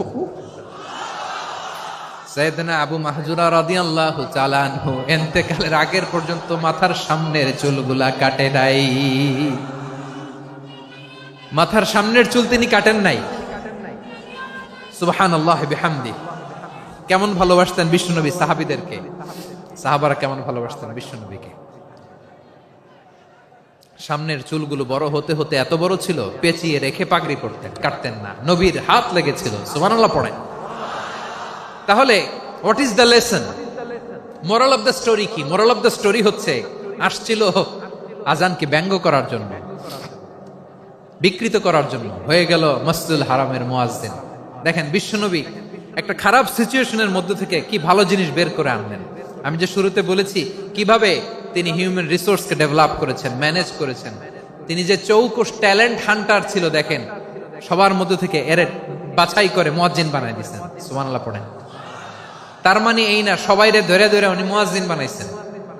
যার যেই ট্যালেন্ট আছে তাকে ওই কাজে অ্যাসাইন করেছেন। যার যেই প্রতিভা আছে তার প্রতিভাকে ইসলামের কাজে লাগিয়েছেন। সুবহানাল্লাহ পড়েন। যায়েদ বিন সাবিত রাদিয়াল্লাহু তাআলা আনহু নাম শুনেছেন? যশোর কথা বেরোয় না। যদি জিজ্ঞাসা সালমান খানের নাম শুনছেন, সবাই হাত তুলবে, জি হুজুর শুনছি, মানে সব দেখা শেষ। সালমান খান, আমির খান, অমুক খান, সব খান মুখস্থ, কিন্তু যায়েদ বিন সাবিতের নাম মুখস্থ নাই মুসলমানদের। যেই সাহাবী মাথার সামনের চুল কাটে নাই, মসজিদুল হারামের মুয়াজ্জিন বানাইছেন বিশ্বনবী, সাহাবীর নাম কি? খায়া ফেলাইস, স্লোগানের সাথে খায়া ফেলাইস। আবু মাহজুরা। কি নাম? আবু মাহজুরা আল জুমাহি রাদিয়াল্লাহু তাআলা আনহু। এই নামটা আজকে নিয়ে যাইতে হবে যশোর। আবু মাহজুরা রাদিয়াল্লাহু তাআলা আনহু। 2 নম্বরে বলছিলাম যায়েদ বিন সাবিত রাদিয়াল্লাহু তাআলা আনহু। বিশ্বনবী দেখলেন মদিনার এই আনসারী সাহাবী হাইলি ট্যালেন্টেড, ইন্টেলেকচুয়াল, মেরিটোরিয়াস, জ্ঞানের প্রতি তার আকর্ষণ, মারাত্মক আকর্ষণ। বিশ্বনবী তাকে দায়িত্ব দিলেন, কোরআন যা নাজিল হয় তুমি লিখো, কাতিবুল ওয়াহি বানায় দিলেন। সুবহানাল্লাহ। যায়েদ বিন সাবিতরে আবার আজান শিখান নাই, কারণ তার মধ্যে বিশ্বনবী প্রতিভা দেখেছেন, একাডেমিক প্রতিভা। বিশ্বনবীর একাডেমিক প্রজেক্ট গুলো তিনি হ্যান্ডেল করতেন। যায়েদ বিন সাবিত ছিল বিশ্বনবীর ব্যক্তিগত সচিব। কি ছিল? ব্যক্তিগত সচিব। বোঝেন নাই? বিশ্বনবীর ব্যক্তিগত সচিব এবং দোভাষী। ইহুদিরা কিছু লিখে দিলে এটার অর্থ বিশ্বনবীরে বুঝায় দিতেন, আবার ইহুদিদের কাছে কিছু লিখতে হলে তিনি লিখে দিতেন। বিশ্বনবী একদিন বললেন, ইন্নী ওয়াল্লাহি মা আমানু ইয়াহুদা আলা কিতাব। ইহুদিরা যে চিঠি পাঠায় অর্থ তো বুঝি না, আরেক ইহুদি আইনে অর্থ করা লাগে। আবার ইহুদিদের কাছে কিছু লিখে পাঠাইতে চাইলে আমরা তো লিখতে পারি না, ইহুদিরে দিয়ে লেখা লাগে। ওরা যে পয়রা শোনায় লিখে দেয়, আমি ওদের বিশ্বাস করি না। আমার নিজের একজন লোক দরকার। বিশ্বনবী এই যায়েদ বিন সাবিতকে চুজ করলেন ল্যাঙ্গুয়েজের জন্য। উনি বললেন, যায়েদ, তোমার সফট স্কিলকে ডেভেলপ করতে হবে, তুমি হিব্রু ল্যাঙ্গুয়েজ শিখে ফেলো। যায়েদ বিন সাবিত বলল, বিশ্বনবীর মোটিভেশন আর ইন্সপিরেশন পেয়ে আমি 15 দিনে ইহুদিদের এই হিব্রু ল্যাঙ্গুয়েজ শিখে ফেললাম। শুধু শিখে ফেললাম না, হাত্তা হাদিকতু, even I became master in the language. এই ভাষা আমি পারদর্শী হয়ে গেলাম। এরপরে ইহুদিরা চিঠি লিখে পাঠালে আর কোন ইহুদি ডাকা লাগতো না, আমি নবীর এটার অর্থ শুনে পরে বুঝায় দিতাম। আবার ইহুদিদের কাছে চিঠি লেখা লাগলে আমি যায়েদ বিন সাবিত চিঠি লিখে দিতাম। সুবহানাল্লাহ। দেখেন, এত সাহাবীর মধ্য থেকে বিশ্বনবীর একাডেমিক প্রজেক্ট, ব্যক্তিগত সচিব, দোভাষী হিসেবে তিনি যায়েদ বিন সাবিতের মতো তরুণকে নির্বাচিত করেছেন। কেমন ট্যালেন্ট হান্টার ছিল আমার নবী। সুবহানাল্লাহ পড়বেন না? বিশ্বনবীর ইন্তেকালের পরে সাইয়েদনা আবু বকর রাদিয়াল্লাহু তাআলা আনহু যখন খলিফা হয়ে আসলেন, কোরআনকে সংকলনের দায়িত্ব দেয়া লাগবে, কোন সাহাবীকে দিবেন? সব সাহাবারা মিলে পরামর্শ করলেন। সাইয়েদনা আবু বকর, ওমর সবাই মিলে এই বিশাল কোরআন সংকলনের গুরু দায়িত্ব বিশ্বনবীর ব্যক্তিগত সচিব, বিশ্বনবীর দোভাষী, বিশ্বনবীর সিলেক্ট করাই লোক যায়েদ ইবনে সাবিত রাদিয়াল্লাহু তাআলা আনহুকে দিয়েছে। কোরআনের কপি তো আজকে এখানে রাখে নাই। এই যে আজকের যে কোরআন পড়েন, এটা আগে এরকম ছিল না। কোরআন নাজিল হলে সাহাবারা চামড়ার, ওটের চামড়ায় লিখে ফেলতো, ওটের চ্যাপ্টা হাড্ডির মধ্যে লিখে ফেলতো, গাছের গুড়ির মধ্যে লিখে ফেলতো। বিভিন্ন জনের কাছে ছড়ানো ছিটানো ছিল। আবু বকর রাদিয়াল্লাহু তাআলা আনহু একসাথে করলেন, পরবর্তীতে উসমান রাদিয়াল্লাহু তাআলা আনহু একসাথে করলেন 114 সূরার। এখন এই মুসহাফ, এই কম্পাইলেশন, এই কপি আমরা পেয়েছি, যার হিউজ কন্ট্রিবিউশন ছিল। এই পুরো কোরআন কম্পাইলেশনের প্রজেক্ট ম্যানেজার ছিল যায়েদ বিন সাবিত রাদিয়াল্লাহু তাআলা। কোরআন কম্পাইলেশনের প্রজেক্ট ম্যানেজার। দেখেন, উনারে মাথায় হাত দিয়ে আজান শিখায় নাই। সুবহানাল্লাহ কইবেন না? তাহলে প্রথম সাহাবী আবু মাহজুরাকে মুয়াজ্জিন বানাইলেন, যায়েদ বিন সাবিতকে ব্যক্তিগত সচিব আর দোভাষী বানালেন, মুসআব ইবনে উমাইর রাদিয়াল্লাহু তাআলা আনহুকে ইসলামের প্রথম অ্যাম্বাসেডর বানালেন। তাহলে তৃতীয় নাম্বার একজন সাহাবীর নাম বলছি, মুসআব ইবনে উমাইর। মুসআব কি নাম? নামটা কেমন লাগে? এই কয়েকজনের ভাল লাগে, বাকিদের ভাল লাগে না? ভাল লাগে?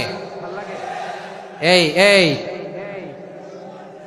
আর কয়েকটা মিনিট দেওয়া যাবে না আমাকে আল্লাহর রাস্তে? হ্যাঁ, ঠিক আছে। আমি তোমাদেরকে ভালোবাসা দেখাবো, দোয়া করব, যদি চুপ থাকো, একেবারে চুপ, কষ্ট সহ্য করো। বাকিরে যা সওয়াব পাবে তোমরা ডবল পাবা, যেহেতু কষ্ট বেশি, কিন্তু চুপ। 3 নাম্বার সাহাবীর নাম মুসআব। এই ধাক্কাধাক্কি কেন? ধাক্কাধাক্কি কেন রে ভাই? না না না, এরকম হইলে আসবো না যশোর, আমি আর আসবো না। হয় পিছনে চলে যাও, নাহলে চুপ, ধাক্কাধাক্কি নেই। 3 নাম্বার সাহাবীর নাম মুসআব। কি নাম? He was the first ambassador in Islam. ইসলামের প্রথম ডিপ্লোমাট, প্রথম কূটনৈতিক, ইসলামের প্রথম কূটনৈতিক, ইসলামের প্রথম ডিপ্লোমাট, প্রথম অ্যাম্বাসেডর মুসআব ইবনে উমাইর। মক্কার তরুণ যুবক, উনি পারফিউম লাগাইলে মানুষ দেখলেই বুঝতো এটা মুসআব লাগাইছে। এমন ড্যাশিং ফেসের ছিল, এমন স্মার্ট ড্যাশিং ফেস, এমন পার্সোনালিটির মানুষ ছিল মুসআব রাদিয়াল্লাহু তাআলা। কারণ যিনি ইসলামের স্পোকম্যান হবেন, মুখপাত্র হবেন, তার স্মার্ট হওয়ার দরকার আছে না নাই? আকাবার প্রথম শপথ যখন হলো, তাদের সাথে বিষ্ণু ইসা ইসলাম মদিনাতে একজন মুখপাত্র পাঠালেন, ডিপ্লোম্যাটকে পাঠালেন, অ্যাম্বাসেডর অফ ইসলাম। তিনি হচ্ছেন মুসআব ইবনে উমাইর। পড়েন সুবহানাল্লাহ। বিশ্বনবী দেখলেন সে অনেক স্মার্ট, তার ডেডিকেশন আছে, সিনসিয়ারিটি আছে, এবং মদিনায় যে আউস খাজরাজ গোত্রের নেতাদের সাথে ডিল করতে হবে, ইহুদিদের সাথে ডিল করতে হবে, ওখানে একজন পাক্কা জানু খেলোয়াড়ের দরকার আছে না নাই? মুসআব ইবনে উমাইর রাদিয়াল্লাহু তাআলা আনহু, ওনাকে বিষ্ণু ইসা ইসলাম চুজ করলেন। এবং বিষ্ণু ইসা ইসলামের এই চুজিংটা, এই সিলেকশনটা এত সুন্দর ছিল, তিনি মদিনাতে যে বিশ্বনবী আসার আগেই মদিনার জমিনকে তিনি উর্বর করে ফেলছেন। প্রতিটা ঘরে ঘরে কালিমার দাওয়াত তিনি পৌঁছায় দিচ্ছেন। জুমার বিধান নাজিল হয়েছে, কিন্তু মক্কায় পরিবেশ নাই জুমা পালনের। বিষ্ণু ইসা ইসলাম একজনকে দিয়ে খবর পাঠালেন, যাও মদিনায় মুসাবকে যে বলো, মুসাব তো আমার শিক্ষক, আমার স্পোকম্যান, মদিনাতে যেন তারা জুমা কায়েম করে। বিশ্বনবীর আগেই মুসআব মদিনার মুসলিমদেরকে নিয়ে মদিনায় প্রথম জুমা কায়েম করে ফেলছে। কোন সুবহানাল্লাহ। ডিপ্লোম্যাটদের কেমন হইতে হয়, অ্যাম্বাসেডারের কেমন হইতে হয়, মুসআব রাদিয়াল্লাহু তাআলা আনহুর কাছ থেকে শিখে নাও। মুসআব নামটা কেমন লাগে? যশোর, যাদের সন্তান হবে, ছেলে সন্তান, আমার রাস্তায় পাইলে সবাই জিজ্ঞেস করে, হুজুর একটা নাম দেন, আমার ছেলে হবে। যশোরবাসীর জন্য আমি একটা নাম দিয়ে দিলাম, নাম রাখতে হবে মুসআব। কি নাম? নামটা যাদের ভাল লাগে, ছেলে সন্তান অনাগত আসবে, মনে চাইলে নাম রেখে দিবেন মুসআব রাদিয়াল্লাহু তাআলা আনহুর নামে মুসআব। তাহলে মুসআব রাদিয়াল্লাহু তাআলা আনহুকে বিশ্বনবী ল্যাঙ্গুয়েজ শিখান নাই, সফট স্কিল শিখান নাই। যায়েদ রাদিয়াল্লাহু তিনি হিব্রু ল্যাঙ্গুয়েজ শিখেছেন, সুরিয়ানি শিখেছেন, কিন্তু মুসআবকে তিনি বানিয়েছেন the spokesman of Islam, the first diplomat, the ambassador of Islam. সুবহানাল্লাহ পড়বেন না? আব্দুল্লাহ ইবনে আব্বাস রাদিয়াল্লাহু তাআলা আনহু বিশ্বনবীর কাজিন, চাচাতো ভাই। আবার মাইমুনা রাদিয়াল্লাহু তাআলা আনহু, মাইমুনা নবীর স্ত্রী, তিনি ছিলেন আব্দুল্লাহর আপন খালা। তো নবীর বউ যদি ওনার খালা হয়, নবী তার কি? বুঝে নাই, নবী তার কি? খালু। তাহলে সম্পর্ক অনেক গভীর, কাজিন আবার খালু। ছোট্ট মানুষ, তাই রাতে মাঝে মাঝে ঘরে থাকতো। বিশ্বনবী দেখলেন আব্দুল্লাহ যেহেতু আমার ঘরে ঢুকতে পারে, আব্দুল্লাহরে এই উম্মতের বড় শিক্ষাবিদ বানাইতে হবে। কথা বোঝে নাই? আব্দুল্লাহকে কি বানাইতে হবে? শিক্ষাবিদ, এডুকেটর অফ দিস উম্মাহ, এই উম্মার শিক্ষাবিদ বানাইতে হবে। তাই আব্দুল্লাহ ইবনে আব্বাসকে বিশ্বনবী হাতে কলমে শিক্ষা দিয়েছেন। আহারে, আর এরপরে যে কি ভাষা আসবে তোমাদের জন্য আমার মুখ থেকে আমি নিজেও জানি না। 1 ঘন্টা যাবত ধাক্কা ধাক্কি মারামারি। তো আসতে বলছে কে তোমাকে? পেছনে চলে যাও, জায়গা না পেলে। পুরো প্রোগ্রামটাই নষ্ট করে দিল।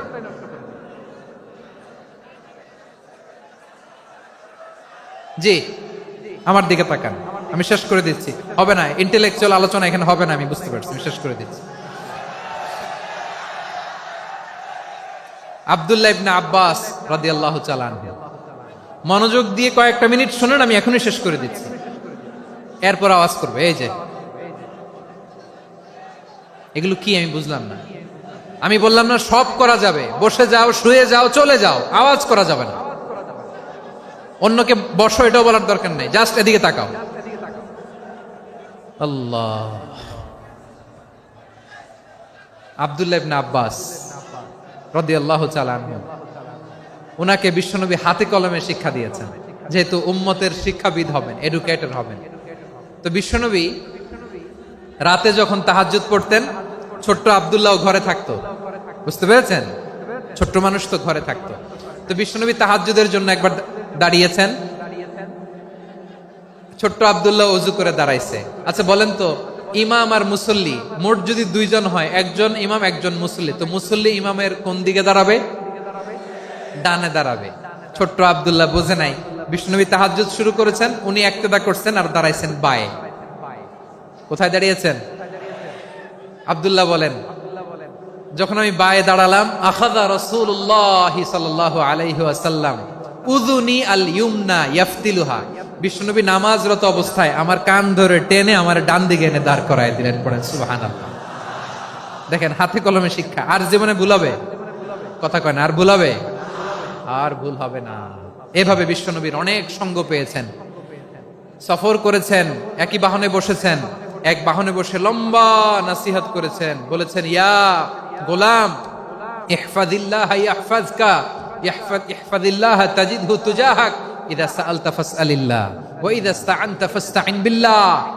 আল্লাহর বিধান মানো, আল্লাহর বিধান রক্ষা করো, আল্লাহ তোমায় রক্ষা করবে।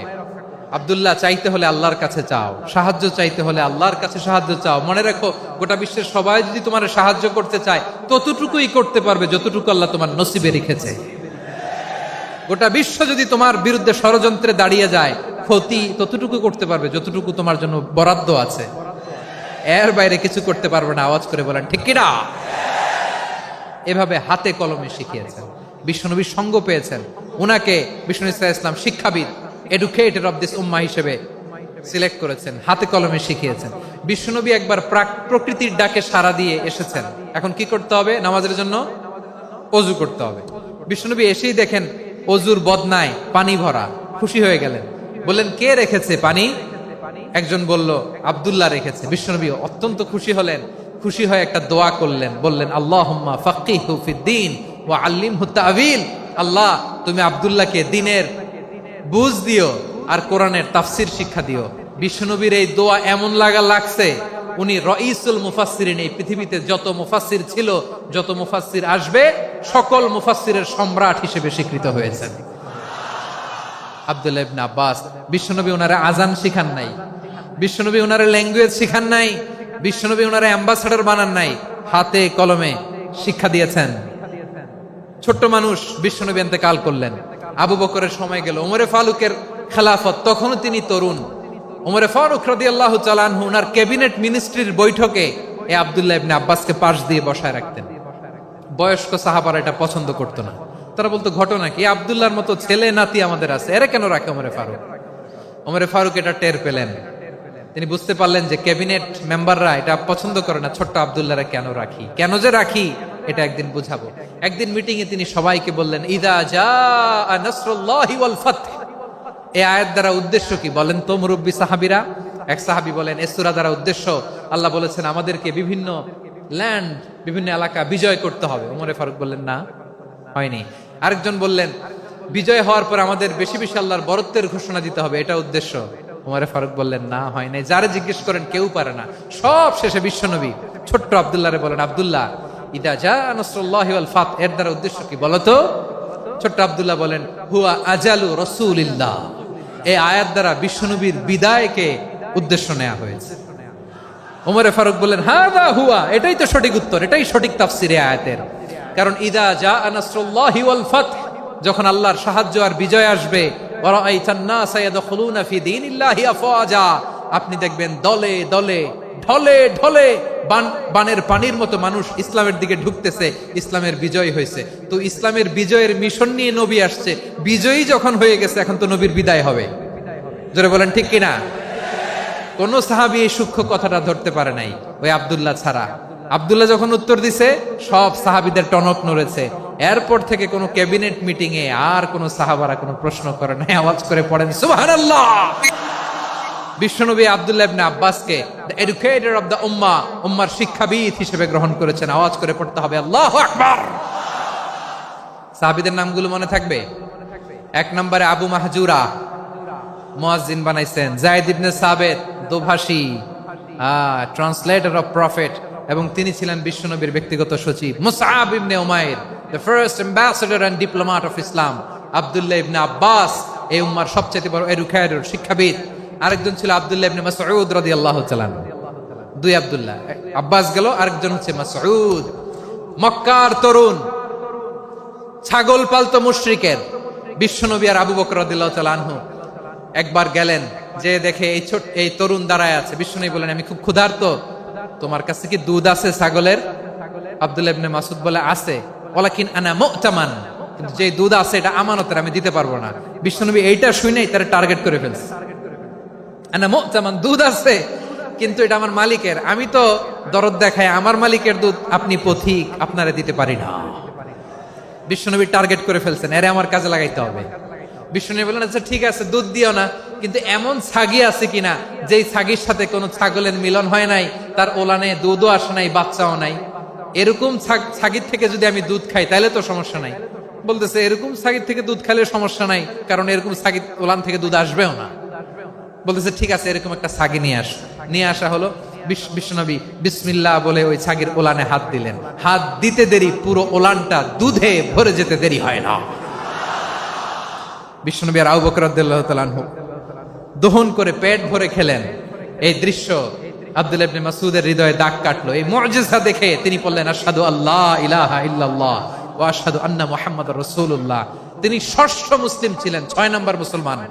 ওনাকে টার্গেট করে বিশ্বনবী দেখলেন এমন ইন্টেলেকচুয়াল ব্রেন, উনি সূক্ষ্ম সূক্ষ্ম জিনিস বুঝে বেশি, ফিকহি জ্ঞান ওনার মধ্যে বেশি। বিশ্বনবী ওনাকে কোরআনের জ্ঞান শিক্ষা দিতে লাগলেন।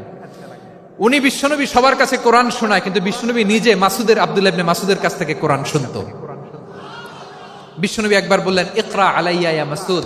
ইবনে মাসউদ একবার শোনাও তো কোরআন দেখি। আব্দুল্লাহ ইবনে মাসউদ বলে, আকরাউ আলাইকা ওয়া আলাইকা উনজিল। নবী, আপনার উপর কোরআন নাজিল হয় আর আমি আপনার সামনে কোরআন পড়বো? বিশ্বনবী বললেন, ইন্নী উহিব্বু আন আসমাআহু মিন গায়রি। আমি নিজে পড়তে যেমনি ভালোবাসি, অন্যে পড়ুক আমি শুনবো, এটাও আমি ভালোবাসি। সূরা নিসা তিনি তেলাওয়াত করে শুনিয়েছেন। এমন সূক্ষ্ম সূক্ষ্ম বিষয় বিশ্বনবী উনাকে ধরিয়ে দিয়েছেন। উনি হয়ে গিয়েছেন আব্দুল্লাহ ইবনে আব্বাস, হয়েছেন রাইসুল মুফাসসিরিন, উনি হয়ে গিয়েছেন ফাকিহুল উম্মাহ। ওনার চাইতে বড় ফকিহ এই পৃথিবী আর দেখবে না। চিল্লায় বলেন সুবহানাল্লাহ। উনি বলতেন, ওয়াল্লাহি ওয়াল্লাহি ইল্লাযী লা ইলাহা গায়রু মা উনজিলাত সূরাতুন ইল্লা ওয়া আনা আ'লামু আইনা উনজিলাত ওয়া ফীমা উনজিলাত। বিশ্বনবী এমন ভাবে কোরআনের দার্স আমাকে দিয়েছেন, কোরআনে যত সূরা নাজিল হয়েছে, যেখানে নাজিল হোক না কেন আমি জানি এটা কোথায় নাজিল হয়েছে এবং কোন প্রেক্ষাপটে নাজিল হয়েছে। এমন একটা সূরা নাই যে সূরার কোথায় নাজিল হয়েছে আমি মাসুদের জানা নাই, কোন প্রেক্ষাপটে নাজিল হয়েছে আমার জানা নাই। এরকম ঘটবে না। চিল্লায় বলেন আল্লাহু আকবার। এই আব্দুল্লাহ ইবনে মাসউদ রাদিয়াল্লাহু তাআলা আনহু ওমর ফারুকের সময় কুফার চিফ জাস্টিস ছিলেন। কুফা নগরীর চিফ জাস্টিস। চিফ জাস্টিস বুঝেন নাই? বিচারপতি। কি ছিলেন? সবাই বলে নাই, কি ছিলেন? বিচারপতি ছিলেন। এবং ওনার যে ফিকহি জ্ঞানের ধারা, এটাই আলকামা, ইব্রাহিম আন-নাখাই, হাম্মাদ ইবনে সুলাইমান হয়ে ইমাম আবু হানিফা পর্যন্ত পৌঁছেছে। এবং ওনার ফিকহি জ্ঞানের ধারাই হানাফি মাযহাবে অ্যাকসেপ্ট হয়েছে। আজও এগুলো হানাফি মাযহাবে চর্চিত হয়। হানাফি মাযহাবের সব ফিক আব্দুল্লাহ ইবনে মাসউদের ফিকহি জ্ঞানের ধারা থেকে নেওয়া হয়েছে। চিল্লায় পড়েন সুবহানাল্লাহ। তাহলে উনাকে বিশ্বনবী বানিয়েছেন জুরিস্ট, আইনবিদ, ফাকিহ। উনারে আজান শিখান নাই। হিউম্যান রিসোর্স ডেভেলপমেন্ট কিভাবে করবেন, মানব সম্পদের উন্নয়ন কিভাবে করতে হয়, কিভাবে যার যেখানে প্রতিভা কাজে লাগাতে হয় উনি দেখিয়েছেন। সুবহানাল্লাহ পড়বেন না? খালিদ বিন ওয়ালিদ নাম শুনছেন? কে কে শোনেন নাই? হাত তোলেন। কি ছিলেন? বীর যোদ্ধা ছিলেন খালিদ বিন ওয়ালিদ। কিন্তু তিনি ইসলাম ধর্ম গ্রহণ করেছেন অনেক দেরিতে, 8ম হিজরিতে। তার মানে 8ম হিজরির আগে উনি মুশরিকদের পক্ষে লড়াই করেছেন। ওনার হাতে কত মুসলিম সাহাবী যে নিহত হয়েছে হিসাব নাই। বিশ্বনবী টার্গেট করে রাখছে, তুমি আমাদের মুসলিমদের এত ক্ষতি করলা, তুমি যখন মুসলমান হবা তোমারে দিয়ে আমি এমন কাম করামু যে এটা আর কেউ করতে পারবে না। সুবহানাল্লাহ নাই? যশোর ক্লান্ত হয়ে গেছে।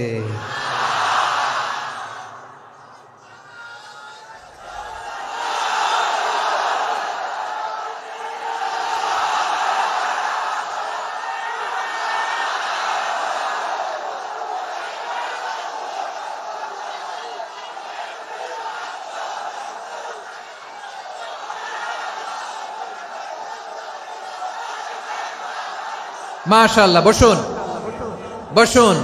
বসুন। খালিদ বিন ওয়ালিদ রাদিয়াল্লাহু তাআলা 8ম হিজরিতে মুসলিম হয়েছেন, মক্কা বিজয়ের আগে। তো মক্কা বিজয়ের আগে যখন মুসলিম হয়েছেন, এর আগে কি করছেন? কাফিরদের সাথে যুদ্ধ করেছেন। উনি উহুদের যুদ্ধে মুসলমানদের যে পরাজয় ভাব, কঠিন পরিস্থিতির মুখোমুখি উনার কারণে পিছন থেকে এমন আতর্কিত আক্রমণ করেছেন, মুসলমানদেরকে কচুকাটা করেছেন। 8ম হিজরিতে আল্লাহ তাআলা হেদায়েতের নূর দিয়ে ওনার হৃদয়টাকে উজালা করে দিলেন। লা ইলাহা এটা এমন বাণী যার হৃদয়ে একবার টাচ খাবে, এইটা থেকে সে আর পালিয়ে বেড়াতে পারে। ঝিনুকের ভেতর লুকিয়ে থাকে যেমন মতি, ঝিনুকের ভেতর লুকিয়ে থাকে যেমন মতি, কলমা শাহাদাতে আছে আল্লাহর জ্যোতি, কলমা শাহাদাতে আছে আল্লাহর জ্যোতি। ঠিক কিনা বলেন? মক্কা বিজয়ের আগে মুসলিম হলেন, হওয়ার পরেই বিশ্বনবীর টার্গেট ফুলফিল হলো। ওই যে টার্গেট করে রেখেছেন আর দোয়া করেছেন, খালিদ বিন ওয়ালিদ যদি মুসলিম হয় তাকে আমি মিলিটারি চিফ বানাবো। ওনাকে আজান শিখান নাই, ওনারে কান ধইরা নামাজের এই মাথা থেকে ওই মাথা আনান নাই, ফিকহি কোরআনের সূক্ষ্ম তাফসীর ওনারে শিখান নাই, অ্যাম্বাসেডর বানান নাই। বিষ্ণু ইসলাম উনাকে সামরিক অভিযানে প্রেরণ করেছেন। সামরিক অভিযানে তিনি প্রেরণ করেছেন। উনার জীবদ্দশায় উনার নেতৃত্বে যতগুলো যুদ্ধ হয়েছে, একটা যুদ্ধেও তিনি পরাজয় বরণ করেন নাই। ওমরে ফারুকের সময়কালে তিনি চিফ অফ মুসলিম মিলিটারি, মানে মুসলিম সেনাপতি হয়েছেন। যশোর আওয়াজ করো, ঠিক কিনা বলো? সেনাপতি, মুসলিম সেনাপতি। তাহলে কিভাবে হিউম্যান রিসোর্স ব্যবহার করতে হয় গোটা বিশ্ব আমার নবীর কাছ থেকে শিখে নাও। খালিদ বিন ওয়ালিদ, ওনাকে বিশ্বনবী একটা উপাধি দিয়েছেন। উপাধিটা হচ্ছে সাইফুল্লাহিল মাসলুল, আল্লাহর নাঙ্গা তরবারি, আল্লাহর খোলা তরবারি, দ্য ওপেন সোর্ড অফ আল্লাহ। খালিদ বিন ওয়ালিদ মুসলিম সেনাপতি। হাসান বিন সাবেত নাম শুনছেন? দেখি উনি কি ছিল বলেন। রাসূলের সভা কবি, কালচারাল হিজিমনিকে ডিফিট করার জন্য। উনি ভালো অস্ত্র চালানো জানতেন না, ওই কাজে উনি যেতেন না। ওনার ছিল কাব্য প্রতিভা। কাব্য প্রতিভা, কাফিররা কবিতা দিয়ে নবীকে গালি দিত। বিশ্বনবী বলতেন, ইয়া হাসান আজিব আন রাসূলিল্লাহ, তুমি নবীর হয়ে কাফেরদের এই কথাগুলোর জবাব দাও। বিশ্বনবীর একটা মিম্বার ছিল। বিশ্বনবীর মিম্বারের পাশাপাশি মসজিদে নববীতে এই হাসান বিন সাবেতের জন্য বিশ্বনবী একটা স্পেশাল মিম্বার বানিয়ে দিয়েছেন। এখান থেকে তুমি জবাব দাও। এবং বিশ্বনবী বলেছেন, আল্লাহুম্মা আইয়িদহু বিরূহিল কুদুস। আল্লাহ, হাসান আমার পক্ষে জবাব দেয়, তুমি জিব্রাইল মারফত তাকে সাহায্য পাঠাইয়া দিও। রাসূল সাল্লাল্লাহু আলাইহি ওয়াসাল্লামের সভা কবি, the poet of the prophet, নবীর কবি। উনি কবিতা দিয়ে, এমন উচ্চাঙ্গের ভাষায় কবিতা দিয়ে তিনি জবাব দিতেন, কাফিরদের গা শিহরে যেত, তাদের হৃদয়ে আগুন ধরে যেত। তাহলে এরকম কবিরও দরকার আছে না নাই? এখন যাকে আল্লাহ দিছে কাব্য প্রতিভা, এরা যদি আপনি যুদ্ধের ময়দানে পাঠান হবে? যারে দিছে সুরেলা গলা, এরা যদি অ্যাম্বাসেডর বানান হবে না। হাসান বিন সাবেত ছিলেন বিষ্ণু ইসলামের কবি। হুযায়ফা ইবনুল ইয়ামান বিশ্বনবীর গোয়েন্দা বিভাগের প্রধান। কিসের প্রধান? হুযায়ফা ইবনুল ইয়ামান। ওনার ছিল ডিটেকটিভ মাইন্ড, ডিটেকটিভ মাইন্ড, গোয়েন্দা বিভাগের প্রধান। এবং উনি হচ্ছেন সাহিবু সিররি রাসূলিল্লাহ, রাসূল সাল্লাল্লাহু আলাইহি ওয়াসাল্লামের গোপন তথ্যের ধারক বাহক। নবীর যেই কথা কেউ জানে না, সব হুযায়ফার পেটের ভিতরে ছিল। সুবহানাল্লাহ পড়েন। মদিনার যত ইহুদি, ইহুদিদের একটা লিস্ট ছিল। এই লিস্ট শুধু দুইজন জানতো, বিশ্বনবী আর হুযায়ফা। সুবহানাল্লাহ পড়বেন না? তাহলে উনাকে কোন দায়িত্ব দিছে? কোন বিভাগ? যশোর আওয়াজ করো, কোন বিভাগ? গোয়েন্দা বিভাগের হেড ছিল। খন্দকের যুদ্ধে প্রচন্ড আজকের মতো শৈত্য প্রবাহ, মাটি খনন করতে করতে সাহাবীদের পেটে ক্ষুধা নাই, দাঁড়াইতে পারে না নামাজের জন্য, এত ক্লান্ত, ক্ষুধা, ক্লান্ত, শ্রান্ত। বিশ্বনবী বললেন, কে আছো এই কঠিন শীত, এই ভয় আর ক্ষুধার মধ্যেও খন্দকের পরীক্ষার টপকে শত্রু শিবিরে যে আমাকে তথ্য দিবা? কে আছো? কারো গায়ে শক্তিই নাই যে দাঁড়াবে, কেউ দাঁড়ায় না। বিশ্বনবী তখন নিজে হুযায়ফাকে ডাক দিলেন, হুযায়ফা, যে আমাকে আজকে শত্রু শিবিরের তথ্য এনে দিবে, সে জান্নাতে আমার মোরাফাকা, আমার সঙ্গী হবে। হুযায়ফা রাদিয়াল্লাহু ইবনুল ইয়ামান জীবনের ঝুঁকি নিয়ে এই ক্ষুধা, শৈত্য প্রবাহ, কোল্ড ওয়েভস কে উপেক্ষা করে পরীক্ষা টপকে শত্রু শিবিরে যে সবার কথাগুলো চুপে চুপে শুনে বিশ্বনবীর দরবারে এসে গোয়েন্দাদের মতো তথ্য সরবরাহ করেছে। বিশ্বনবীর গোয়েন্দা বিভাগের প্রধান হুযায়ফা ইবনুল ইয়ামান ইন্টেলিজেন্স বিভাগ চালাতেন। মুনাফিকদের নাম ওনার কাছে ছিল। মুআয ইবনে জাবাল মদিনা রাষ্ট্রের সবচেয়ে সিনিয়র আমলা ছিলেন। আমলাতন্ত্র চিনেন তো? প্রশাসনিক কাজ যারা চালায়, অ্যাডমিনিস্ট্রেশন বুঝেন না? দ্য ডিপার্টমেন্ট অফ অ্যাডমিনিস্ট্রেশন, মদিনার রাষ্ট্রের সিনিয়র আমলা মুআয ইবনে জাবাল, মুতাখাসসিসুন ফিল হালাল ওয়াল হারাম, হালাল হারামের স্পেশালিস্ট ছিলেন। বিশ্বনবী উনাকে ইয়ামানের গভর্নর করে পাঠিয়েছেন।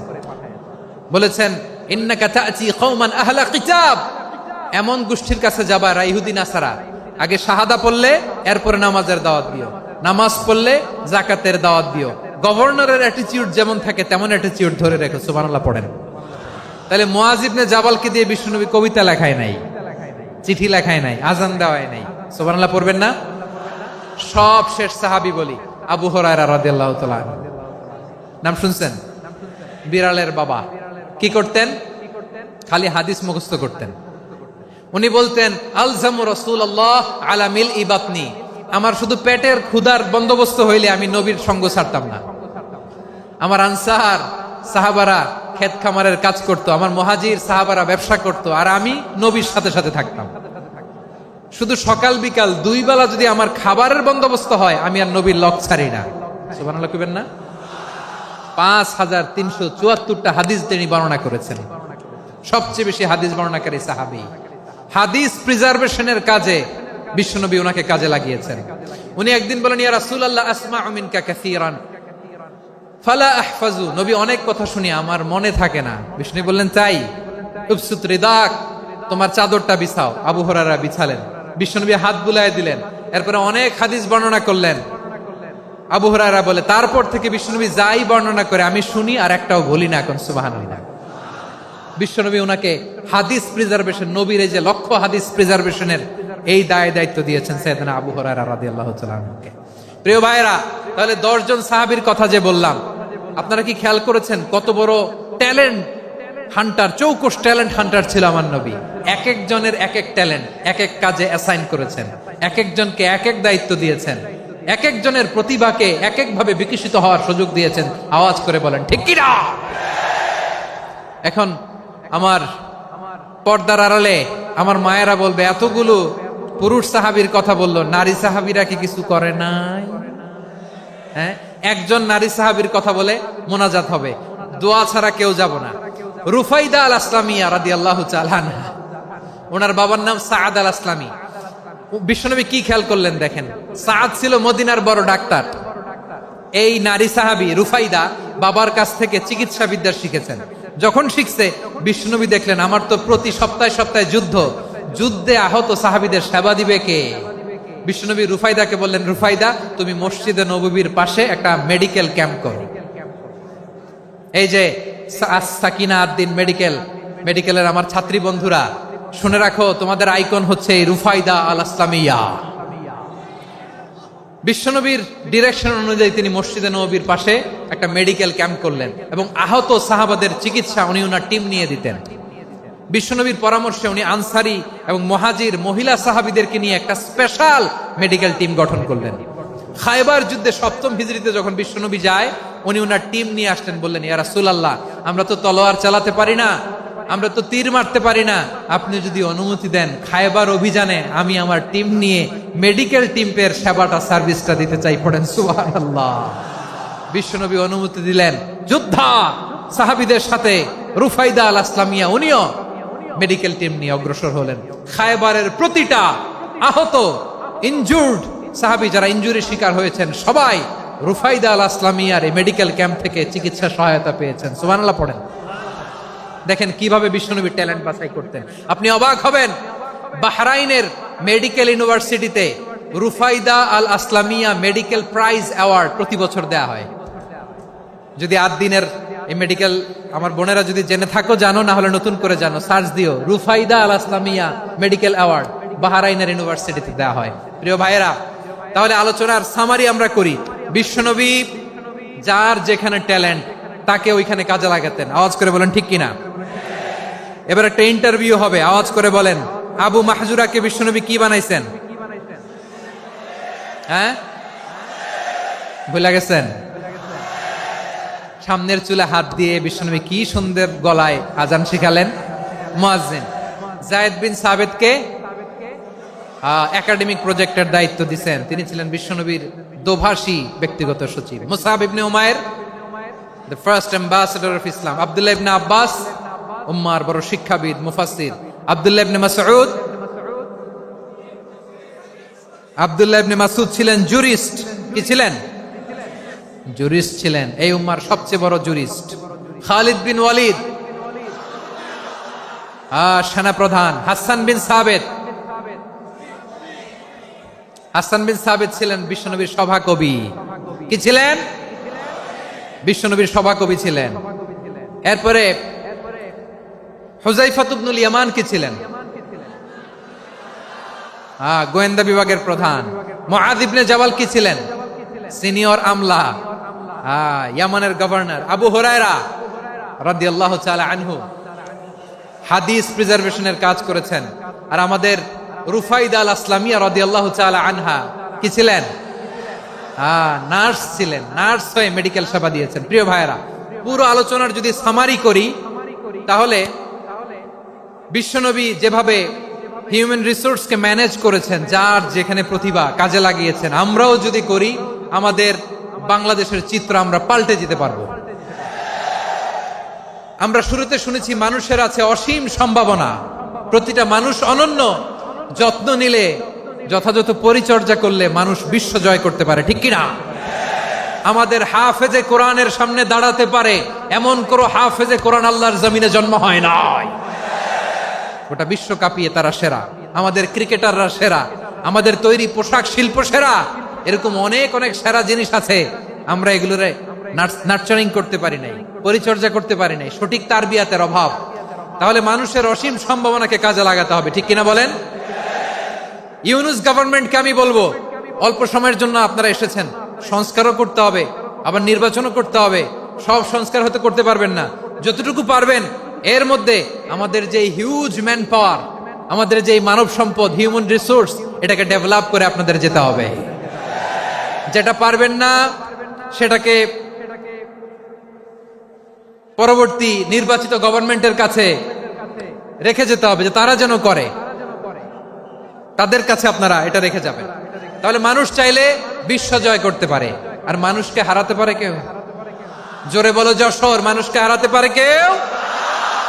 আল্লাহ আমাদেরকে জনসংখ্যা দিয়েছেন। প্রিয় ভাইয়েরা, এই জনসংখ্যা অনেক বড় সম্পদ। এটা আমাদের জন্য অভিশাপ নয়, আশীর্বাদ। আমাদের জনসংখ্যাকে যদি আমরা জনশক্তিতে রূপান্তর করতে পারি, আজকে বাংলাদেশ যে অবস্থানে দাঁড়িয়ে আছে, বাংলাদেশ তার 20 গুণ উন্নতির শিখরে চলে যাবে। চিল্লায় বলো ঠিক কিনা? আমাদের শ্রমিক ভাইয়েরা বাইরে কাজ করে, আমাদের শ্রমজীবী ভাইয়েরা, প্রবাসীরা, তাদের ব্যাপারে গুরুত্ব দিতে হবে। আমাদের শ্রমের দাম সবচেয়ে কম, সবচেয়ে কম। তারা এম্বাসিতে গুরুত্ব পায় না, এয়ারপোর্টে গুরুত্ব পায় না।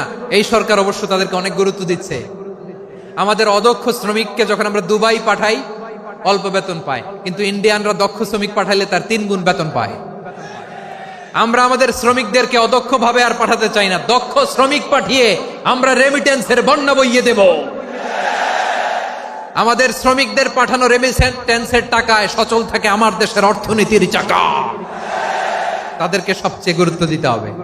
আমরা পেয়েছি ফ্রিডম ফাইটার, মুক্তিযোদ্ধা, আর আমার প্রবাসী ভাইরা হচ্ছে রেমিটেন্স ফাইটার। জোরে বলো ঠিক কিনা? তাহলে আমাদের এই জনশক্তিকে জনসম্পদে ট্রান্সফর্ম করতে হবে। ঠিক কিনা বলেন? সরকার জনগণকে এভাবে পলিশ করতে হবে। মা বাবারা ছেলে মেয়েদের মধ্যে কার কোন যোগ্যতা, তাকে ওইভাবে কাজে লাগাতে হবে। সবার এ প্লাস পাওয়ার কোনো দরকার নাই। আমাদের দেশে একটা টেন্ডেন্সি আছে, পরীক্ষায় এ প্লাস না পাইলে কই তুই কি করলি, পাশের বাড়ির ছেলে এ প্লাস পাইছে, যা ওর পা ধোয়া পানি খা।